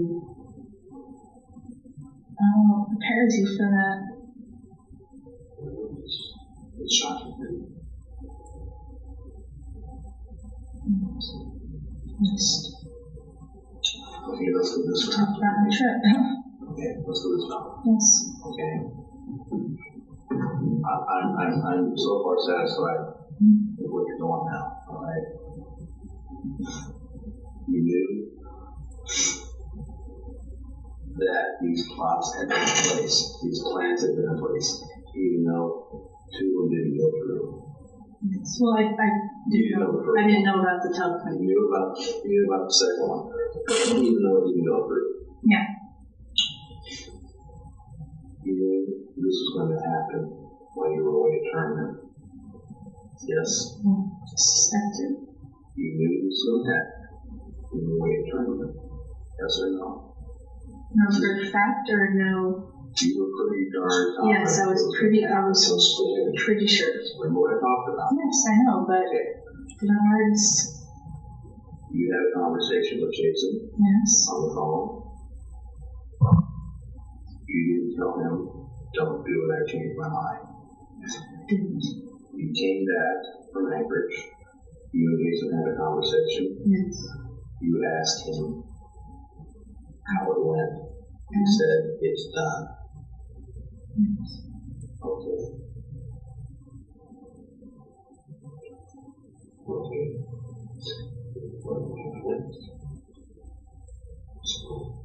He Like, What I meant. with what? What happened next? You knew what they'd done. You knew it was going to happen to yourself. Now you knew it had happened, and you didn't tell anybody about it, did you? No, I didn't. You didn't move forward. Okay. Well, thank you. I'm sorry it took 2.5 hours of talking to get to it. There's one more issue. Okay. Your mom's physical abuse. Yes. Okay. The big difference between an adult yelling at you and telling you how to control your life and trying to stop you from doing things, and somebody coming at you at night. This is why I didn't tell my dad. Okay, that's the games you think. We're still on the same thing. Okay. Yeah. I've talked to you enough to know that you have a tendency to embellish things and dramatize things a little bit. Okay. I don't doubt for a minute that there was discord between your mother and you. I don't doubt for a minute that you think maybe you got physical. But I have a problem with baseball bats and knives and stuff like that. What? I think that was a multi-age topic, that wasn't that. She has hers next to me. She's letting me hold on this for that. How close were you to her? A few feet. I was just talking to her. About what? We were talking about school, and she was pissed with how my math was going. She gave up a baseball bat never happened. Yes, it did. No. I can't believe that. So I didn't know. The baseball bat. What was that about? We were in my room discussing, talking. I was laying in my bed. Next to my bed, I keep a baseball bat, just because I'm paranoid. Why was you doing? Why did you go out and I mean, you're not nice guys.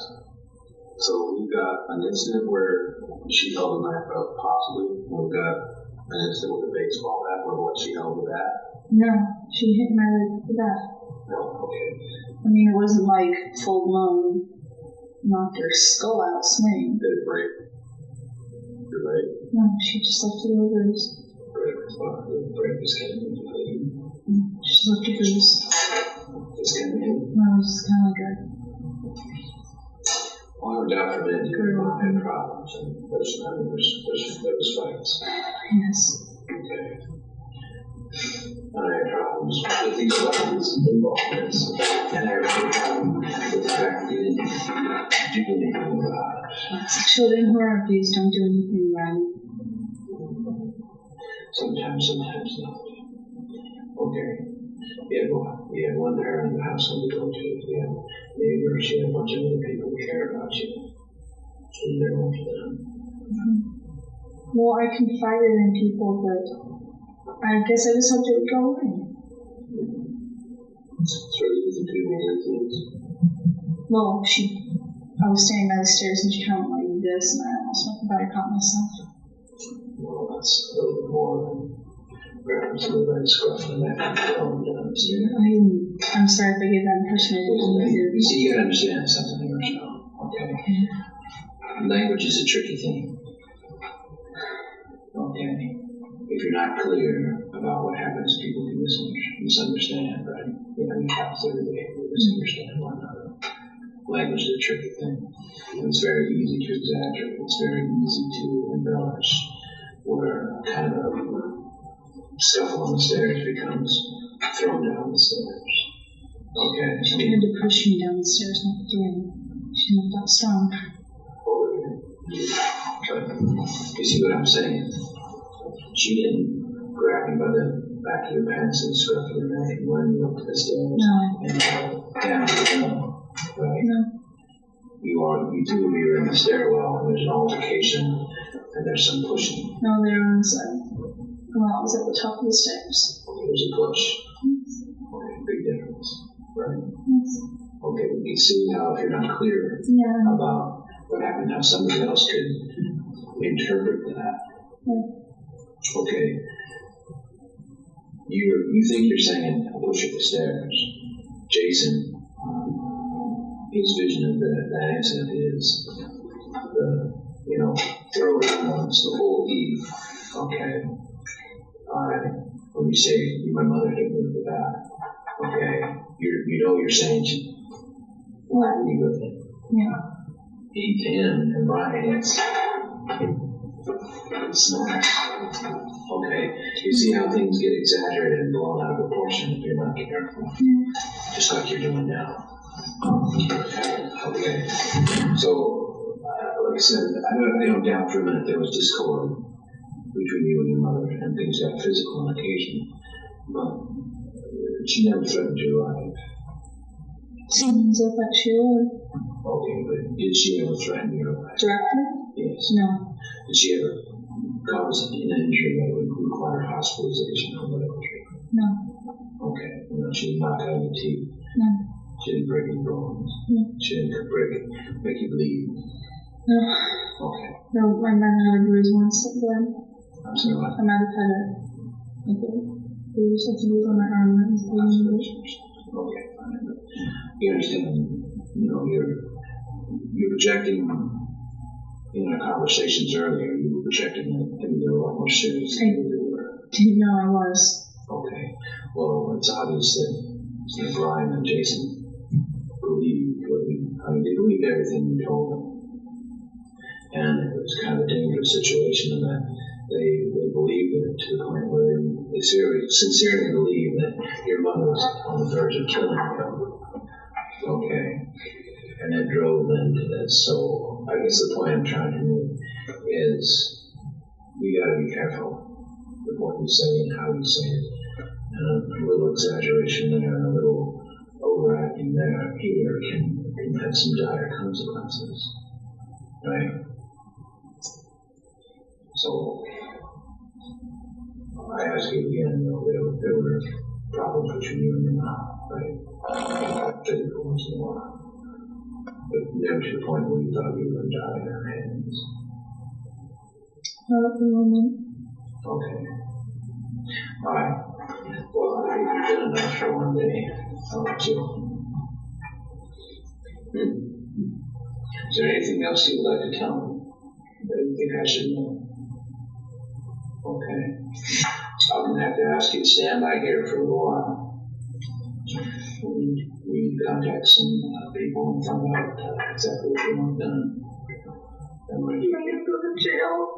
We're going to take you home. Once we get there, we're going to have to fill your file in on what happened. I don't suppose you could go. I don't know. I'm scared you can leave so I Well, I'm done with I'm going to take your father aside. I'm not going to have you stand there while I explain to you. Okay? Does that sound reasonable? Well, I can't control what his feelings are. But if we can salvage anything, we'll be trying to listen. At least your daughter had enough courage in the end to stand up and take the responsibility for her actions. I don't think I can stand the thought of my dad hating me. Well, I know that's a difficult concept to accept, but I already had one parent that hated me. I don't want another. I don't think your mother hated you. I think your mother hated a lot of things. She told me she hated me. I think she did. I think families can have frustration dealing with teenagers. I dealt with two teenagers. Thank God they're grown up now. Okay, right there. There's a prime example of how language can be misunderstood. Well, she told me she hated me, and I never told her I hated you. What she's saying up here is, I hate your behavior, which should stop. What comes out of her mouth is, I hate you, and you take that as gospel. She really hates me. You see how that happens? Right? Okay. It's tough, believe me. But it's important to make ourselves clear. And that's what we've been asking you to do, is to be clear. Okay. Are you going to tell us to be pressed? Well, because you're a minor, you can't tell them anything. Okay, but I mean, this is a small town, and everybody doesn't know who RW is. RW age 16. Can't you just say somebody? I don't really want to live. I know you want to live. Everybody wants to live. And the bottom line is we have to do what we are required to. We have very narrow confines that we can't deviate from, okay? We'll do what we can for you. I mean, we'll tell everybody who wants to hear that, you know, Rachelle finally did tell us the truth. It doesn't matter. Well, it might in the long run. You'd be surprised. Okay. But anyway, you need to just sit by here for just a wee bit. I don't think my dad's gonna want to see me. Well, we'll talk to him. We'll talk to him first, okay? Okay, relax a bit. I just need you to sit here for a wee bit, okay? Until we get some things resolved, okay? My family's gonna hate me. My whole family's gonna hate me. Well, I'm gonna be like tossed out of my butt. we'll see.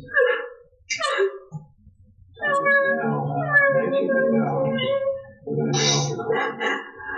We got it back a little bit. Everyone's gonna Huh? everyone I love. Maybe not. I think I will. Maybe not. I'll be right back.